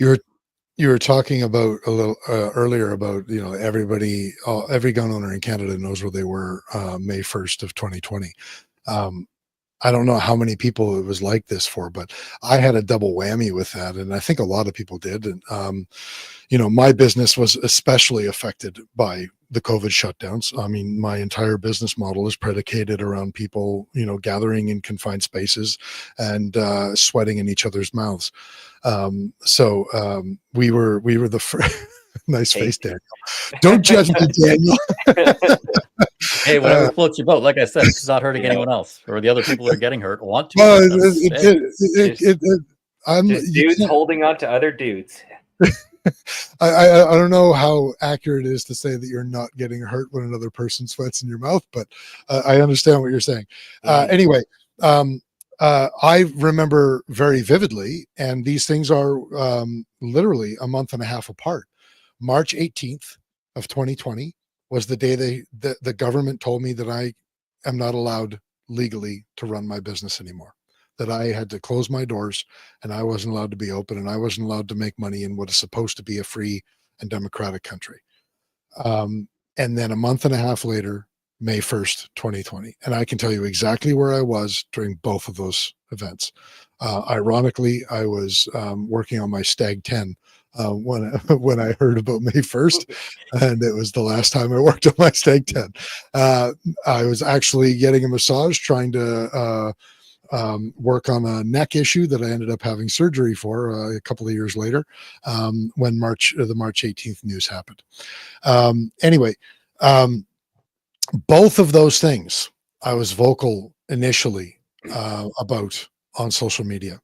And I got the exact same meme that you guys may or may not have seen floating around in 2020, which was that stupid movie had come out, and it had what the hell is that guy's name? He played Osborn in Osborn's son in Spider-Man, the original Spider-Man movie with Tobey Maguire. Doesn't ring a bell. Sorry.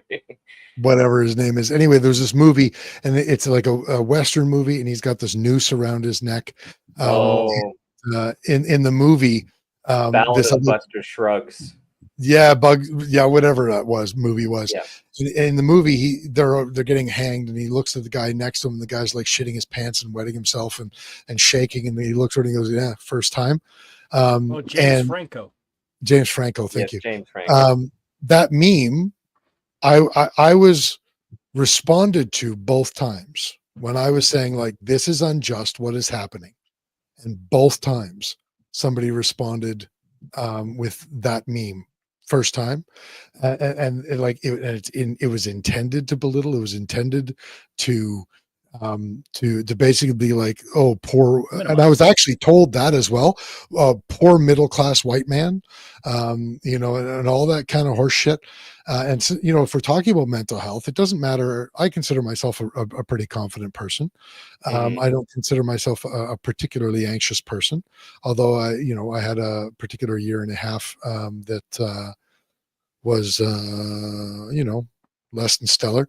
But not that I want to get into that on the air, but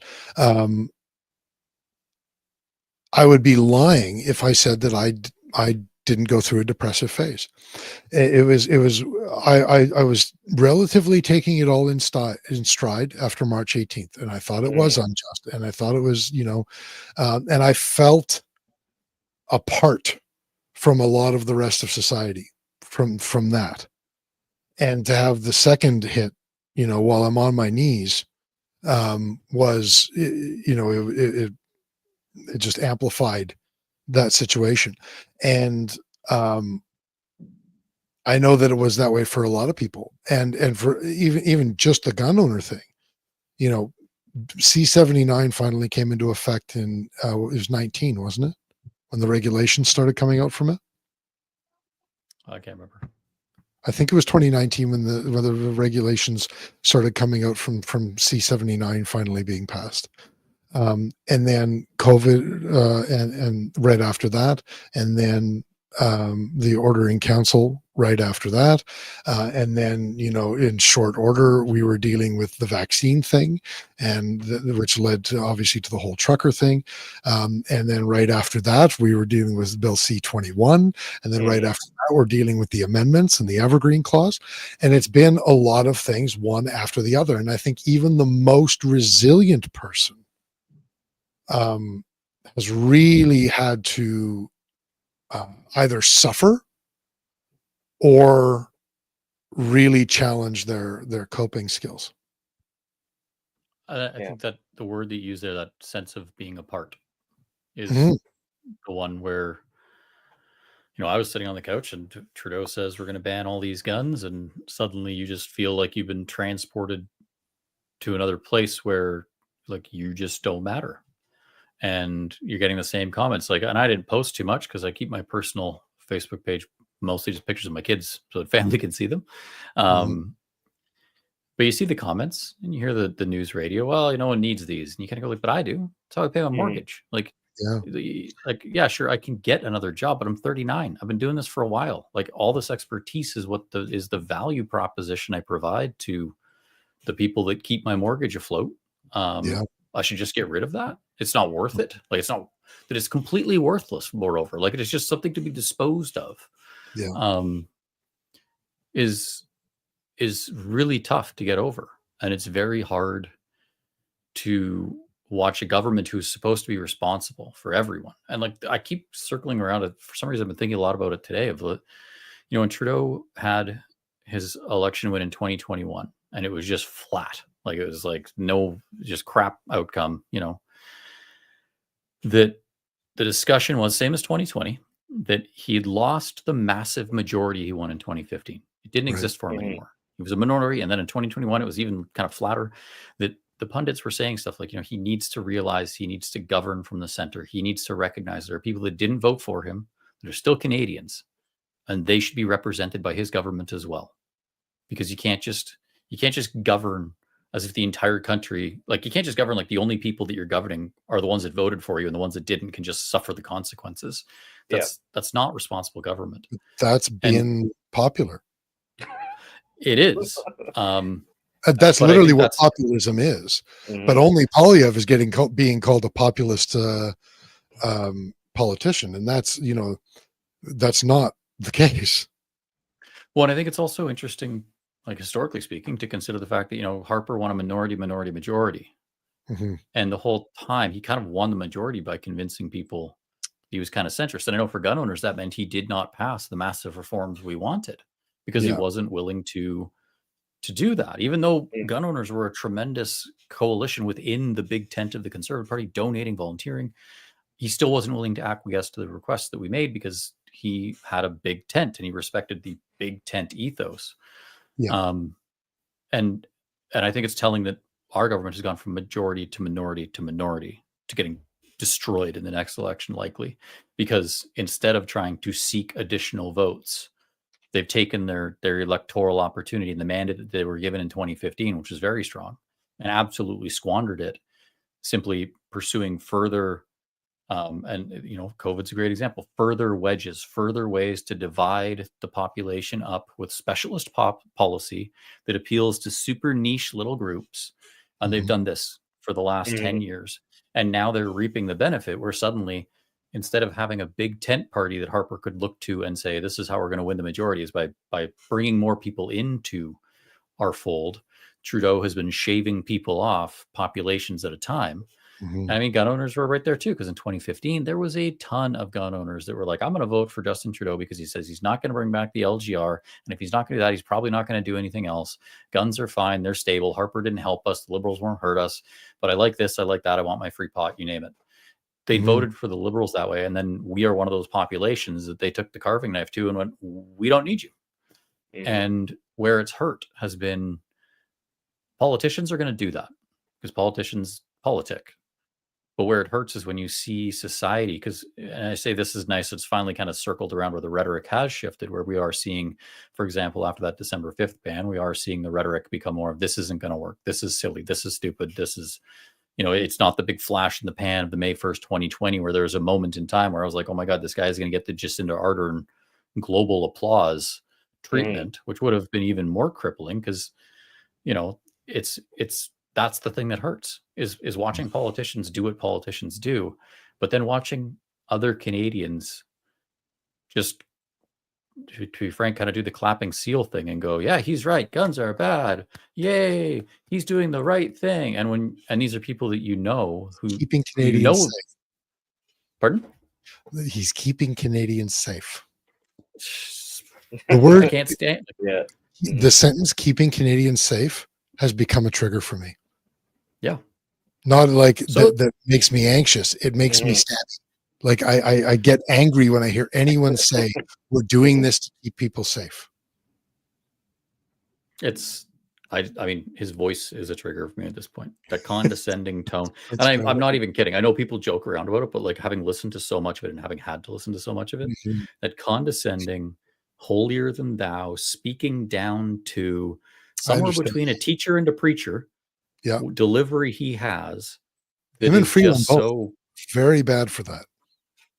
Yes. I mean, Freeland also shakes a lot, which I can't quite figure out what's going on. This. Yeah, there's a lot of very strange movements. I expect her head to like spin around and she starts spitting green pea soup or something. Completely off topic because we probably want to switch to the end of your wrap up soon since it's gone on for a bit. You guys see Freeland's signature on her letter? Completely no non sequitur. Does it say Wicked Witch of the West? No, it's totally different. So they posted a picture of her 2015 mandate letter where she signs it, Chrystia Freeland, and it's kind of like legible and you can see it. Yeah. And then the letter that she wrote resigning from cabinet there on Monday, and the signature is nothing the same. Really? Like it's not like I've signed stuff, and obviously sometimes you sign this way and sign, but generally there's a couple keynote things. It's like the D in mine. I always write mine as just D Fritter because I don't want to write the whole thing. Sometimes it's different, but the first D is generally the same. The D is the same. Are you guys ready for a WEF conspiracy theory? I'm gonna be honest with you. I could go for a conspiracy right about now. you guys remember Alex Jones? Okay. You guys remember when Tom Cruise went off the deep end and Scientology became, the forefront in people's minds, and people were talking. Still there. Oh, he probably is. I don't know. But everybody's sort of talking about, like the tenets of Scientology and, this is a thing in Scientology. They make you do this. They make you do that. They make you do the other thing. My conspiracy theory is that when you join the ranks of the WEF, they make you change your signature. Dun, dun, dun. It is the secret signal to other members of the WEF that she is one of the elite. I swear to God, like it sounds insane. You could be totally right or totally insane on that. We don't know. But if you Google the picture, I'm going to lean towards totally insane. It's I lean towards the, maybe there's a medical issue of some sort because it's different enough that it's kind of like this doesn't actually make a lot of like it's bizarre. Like it's really? It hasn't been that long, and it's not like she's 13 when she took office. Like she's been an established writer for a long time. Like her, right? It's kind of strange, but that was my random non sequitur to shift over to the year-end wrap-up stuff. Well, I think she's a terrible. 10 seconds. I think she's a terrible human being. I hope she's not ill. I think everyone has that. Cynical there enough. There are very few people that I wish that level of harm on. There are a couple though. Yeah. Also, if we're on the realm of conspiracy theories, the emblem at which Trudeau made his recent announcement, like the podium emblem, I guess it changed. Like there's a maple leaf. Because that was the Laurier Club. He was speaking at the Laurier Club, which is the Liberals' internal. You've donated a metric ton of money, so you get to be in the Laurier Club. And it has these. I know what you mean because the maple leaf. It has wheat, a circle of wheat or oak leaves or something around it, which is oddly like the Soviet emblem. No, actually, I was going to take it a different direction. If you look at the bottom bottle of Alberta Premium, it is the same. Maybe logo. Alberta Premium is a communist whiskey. Yes. I'm just It is thinking. legitimately strange. Like I had a guy actually comment that like this is the logo he grew up with in Romania, and it's the Soviet star with the oak leaves around it. And Yep. it's like that's exactly the logo of the Laurier Club, just with a maple leaf instead. That's odd. It's not So- great too that the podium is bright red. Yeah. My conspiracy is that Alberta Premium is actually wielding a lot of power that we don't know about. What sort of power though? Like over alcoholics? Yes. I figured. Well, that. You want to hear my conspiracy theory, which is not really Please. that big of a conspiracy? I think in some document or book that will come out in years' time, I'll be very curious to hear if there isn't. And this is terrible to say because it's about a guy that's around, but nonetheless, if Trudeau isn't just like drunk half the time. Like I remember that picture. Everyone, Yeah. I don't know if you guys remember the picture of him in Costa Rica alone, where he's like got the big freaking massive shopping bag full of liquor. And the number of like I follow all the news about when he's traveling and stuff. The liquor bills are insane. He's drunk at the Queen's wedding. Like I'm kind of like, dude, is this dude just drunk half the time? Like, are we just literally? That might be great, actually. Actually, you know That's what? where drink box water bottle sort of things came from. Could be. They're actually vodka. Okay, is this what you're talking about? The two signatures? Yeah. So Like, the one on isn't the bottom is her old one, and the one on top is her new one. The one on top was how she used to sign stuff. Oh, Kind okay. of The one on C the in the F, bottom, and then the bottom one is how she signed her resignation letter. That's interesting. That is completely different. See what I mean? Like it's not Even like the C is different. Like it doesn't curve the same way. And I think most Like people you would look think at that and that go, like, was that's a written by two different strange. people. Maybe it is. Oh, the lizard we're people. feeding the trolls now. Okay, let's talk about upshots then. Happy stuff. I got stuff? nothing. Happy stuff. Oh wait, should we maybe just like put a cap on the mental health thing? Like self-recognition is important. Yeah. Community is important. Figure out what you need for coping from your community and make sure that you're getting it. Ask for the help. Make yourself available for people to ask for help. Are we missing anything? I would say there are tremendous resources online if you're someone who might be, because what I would say to people is twofold. First off, you can or cannot talk to someone if you think you have a problem. It's totally up to you, right? You can also research things and look into stuff without knowing you have a problem. There are a lot of, like, I hate to use the example because we just joked about it with Trudeau, but there are lots of people for whom they probably are drinking too much alcohol, and they might think that too, but they don't want to say I'm an alcoholic. That's a very classic thing, right? Oh, sure, yeah. And No, but it's so you're classic. actually right. Especially like our province, like the drinking and driving problem is per capita is massive in our province. And even in my 20s, growing up with people that clearly had a problem with alcohol, but they never thought that they did. Well, and lots of people like there's always that classic cliche of like, because like I had problems with alcohol, so I don't drink now. And like there's lots of people though that like I wouldn't. Everyone has different ideas of what an alcoholic is, right? Because it seems like a negative thing. You really don't want to be an alcoholic, and you're like, well, this guy who shows up at my job and he's drinking from 7 to 11 at night, like he's an alcoholic. I'm not that guy.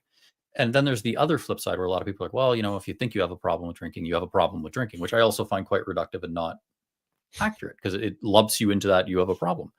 Yeah. I would ask that guys, because it's mostly dudes listen to this, instead of thinking whether or not you've got a problem, be it alcohol or depression or anxiety, if you think that you might, instead of thinking about it from the perspective of I have a problem, if you're nervous about looking into this stuff, if you're nervous about talking to people, you're nervous about seeking support, instead of thinking I have a problem and I need to get help with it, think about just self-improvement.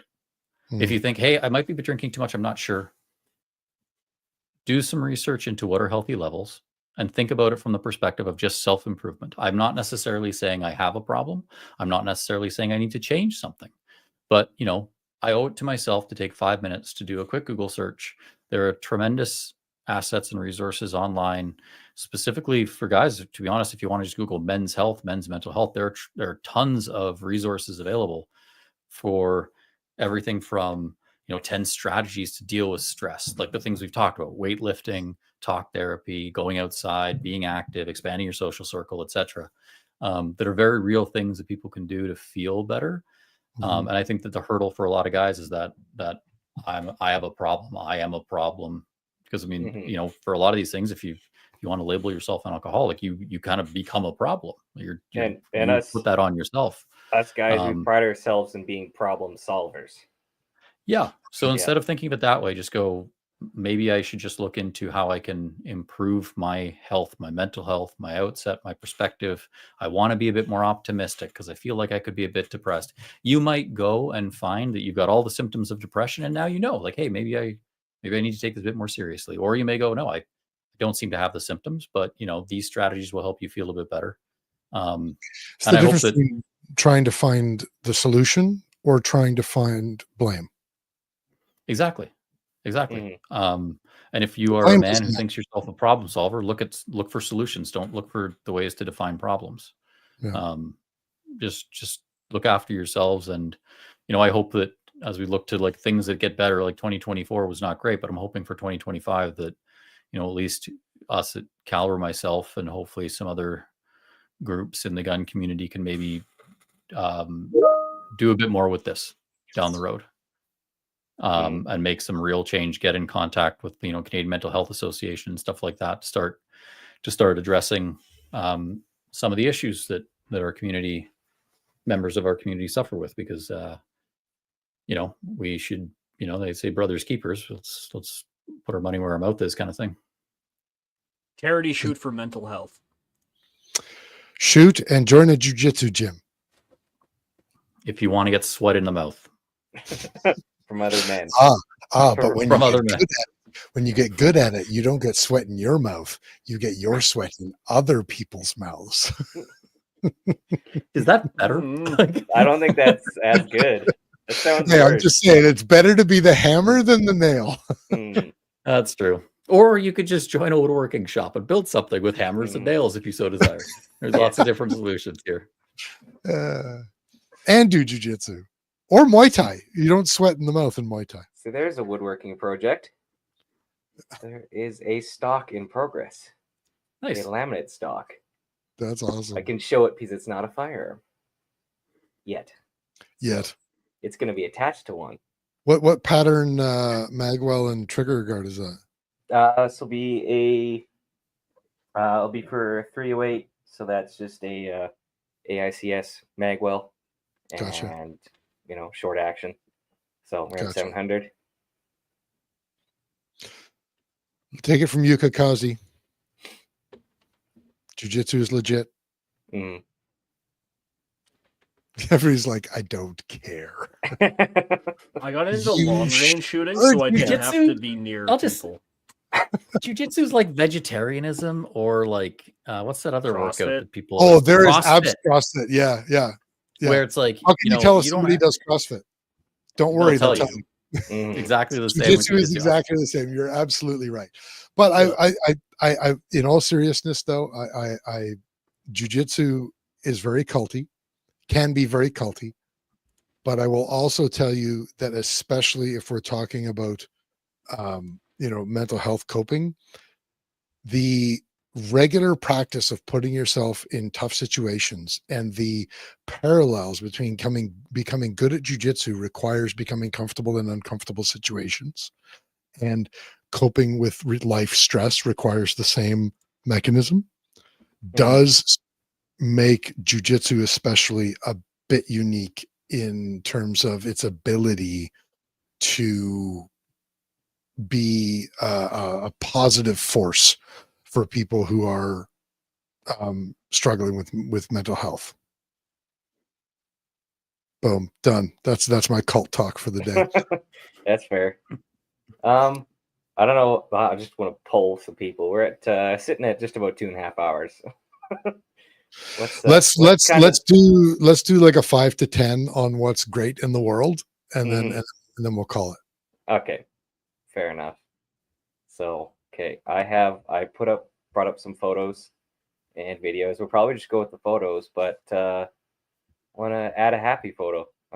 This is probably I'd say one of my happy photos of this year. Oh, you were prepared. Yes, this was TACCOM 2024. Obviously, you see me and Mike, and we have some friends here. Look at those forearms on Mike. Just Mike ripping out might those be flexing.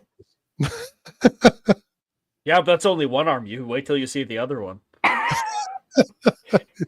And that's Mike's left arm too.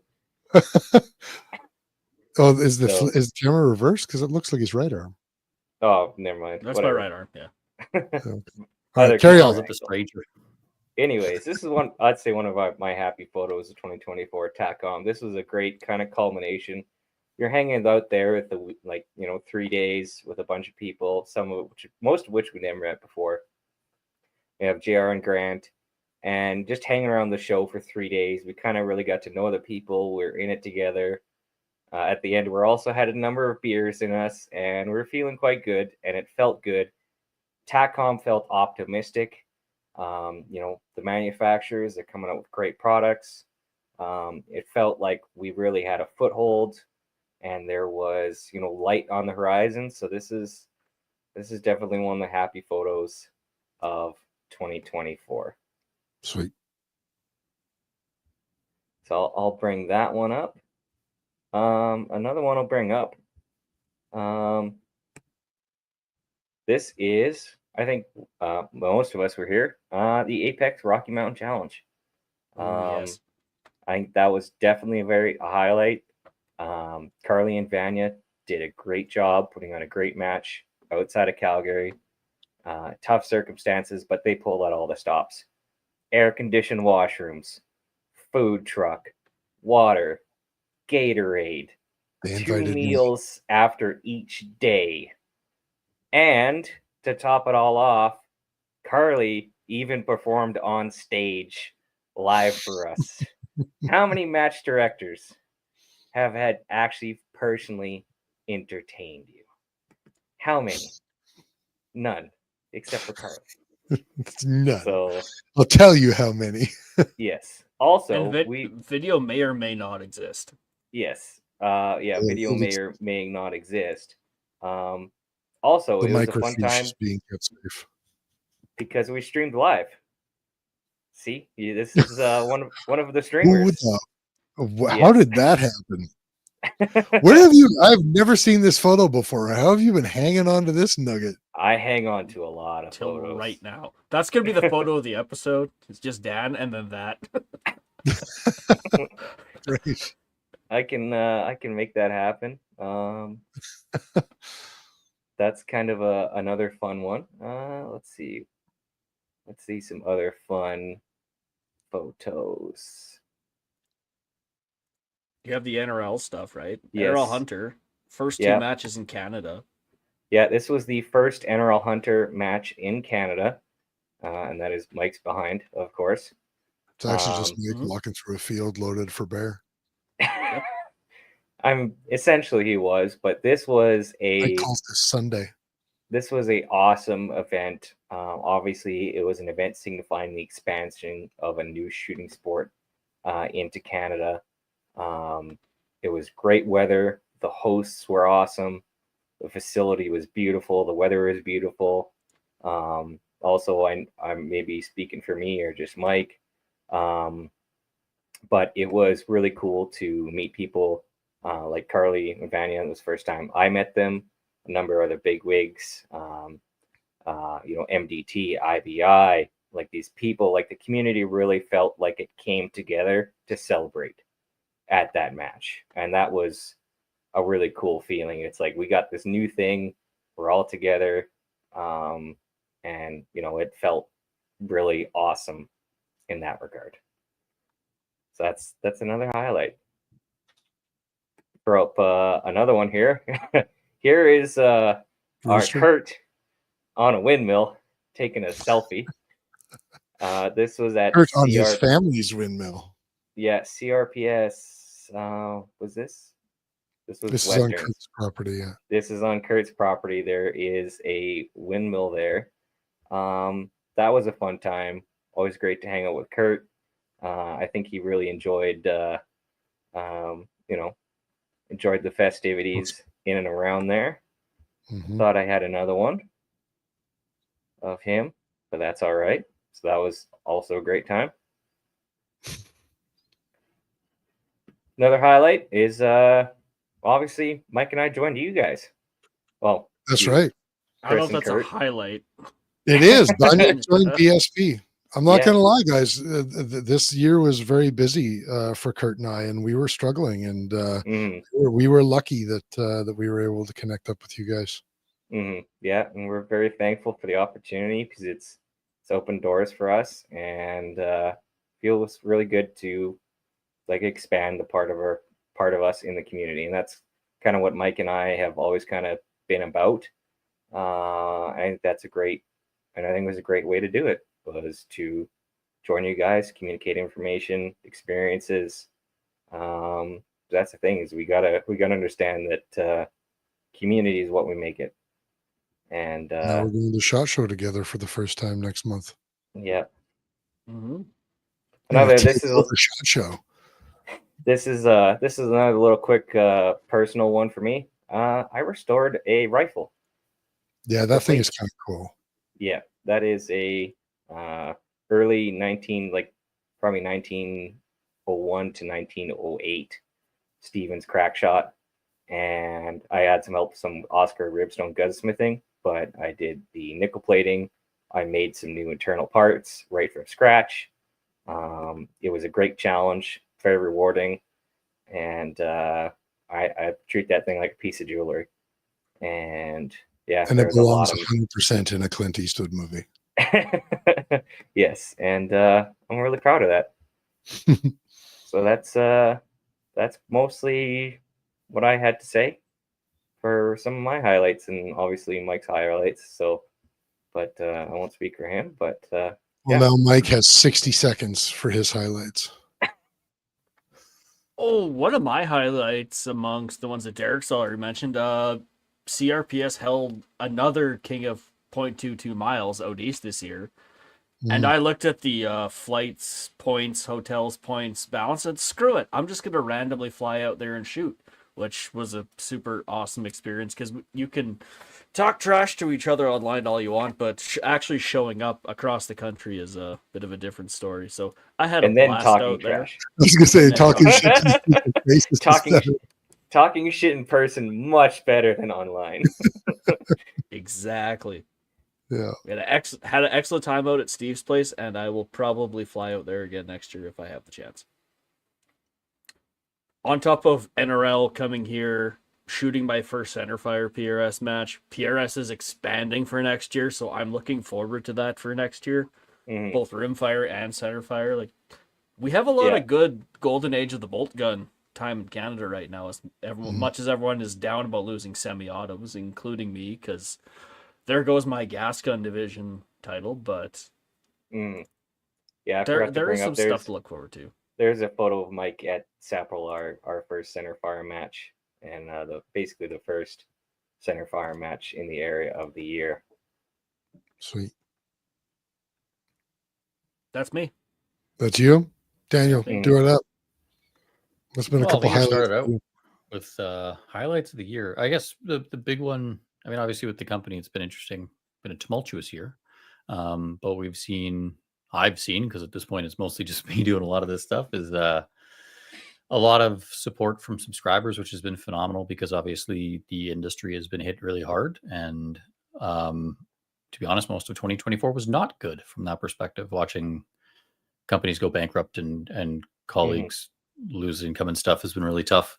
And that's been going on throughout, the last few years. And this year kind of just felt worse for it for some reason.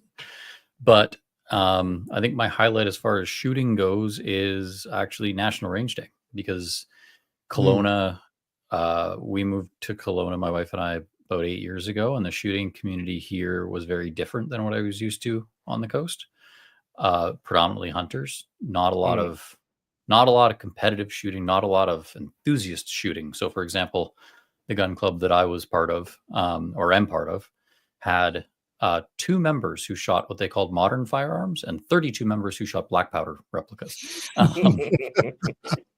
And Nothing over wrong the with course that, of, but yeah. no, it was just very different Mm. than what I'm used to, right? Like these Yeah. guys are camping in the woods pretending to be Hudson's Bay trappers, and I'm Mhm. used to like IPSC and sending out Pretending that rifles and steel you're targets. special operators. Yeah. Exactly. Mhm.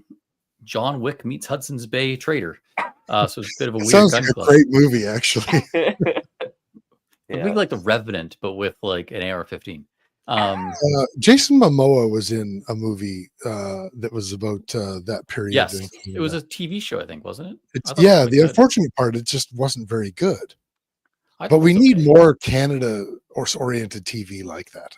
That should be a goal for, I don't know, somebody who does television living in Toronto right now. Anyway, Well, sorry, I'm interrupting you. unfortunately, I don't think Netflix really likes us much these days because there's some various things that Ottawa does. Anyways, so that's been a highlight. I've actually really enjoyed. I look forward to not doing it, believe me, because I spent 6 years writing this magazine before I wrote a single political column because we just didn't need it for a long time. And I look forward to returning to not needing to talk about politics all the time. But I've really enjoyed learning about all the stuff, covering it, getting really in depth on it, really digging my teeth into all this stuff. But range day was it for me because I haven't had it with the kids. I haven't had a chance to do any kind of competition stuff, but it's always a great chance to go to the range. We get a ton of people who have never shot because the way we kind of market it locally is a bit of a like come out and try. A retailer gives us a bunch of ammo that they just make us pay for what we shoot. We can bring the rest back, so we always have enough. And we get tons of people who have never come out and shot. And like this one was fun because we actually had a couple who volunteered at this range day who, when I was the president of the club years ago, when we first hosted the first range day, came out because they'd never shot.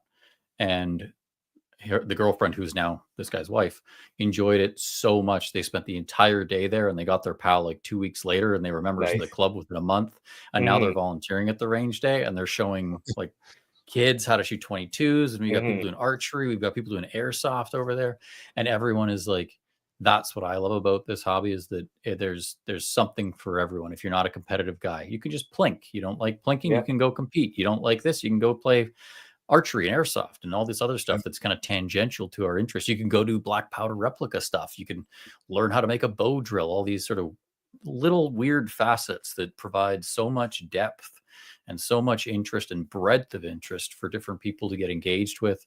And like I love introducing people to shooting. There's nothing like we had the Boy Scouts out. That was another highlight because the Boy Scouts do a jamboree on the air at our gun club, and in order to get their shooting badge, we bring out some guns and usually shoot. And I remember years ago, like because we brought out the standard 22s, but of course, like these kids play video games, so I brought out as many video game guns as I could. So I had ACR, AR-15, and like there's a picture of this little scout who's got to be like he's probably 10, maybe 11, and he's shooting this massive ACR DMR that I had, and he's having the time of his life. And I'm not worried because the thing weighs like 15 pounds. It's on a bipod. It's not moving. It's got no recoil, and he is like, there was a couple of kids that like, they did it for the badge. And then the second they had free time, they were right back on the firing line being like, can I shoot the big guns? Can I shoot the big guns? And like the first round goes off and their eyes are like the size of dinner plates at the sound. And they're just like, I want to do it again. I want to do it again. And like, I love that part of it. So that was the highlight for me was going to range day, walking around, talking to people that had never shot, getting them more familiar with firearms, putting a gun in their hands, showing them how to do it safely, and seeing so many people light up at this like this hobby that is so awesome. So that was mine. Awesome. Oh, and today that we're going to get an election soon. That's the other big highlight of 2024. That this nightmare will come to an end pretty shortly in 2025, hopefully. There's a light at the end of the tunnel. There is a light. Well, I've got two. One is one's gun related. One is my other business related. So the first gun related one is Derek stole my thunder on it. I thought of it first. Derek said it first. Was the Banyak boys joining BSP? It's been fun, and the show is better for it. And so I mean, keep showing up. And the second one, this is a big highlight for me personally. My my martial arts business, we were able to pay off 2 of the 3 COVID loans that we had to take out during COVID. We officially paid off 2 of the 3 this year, and we are working on that final one.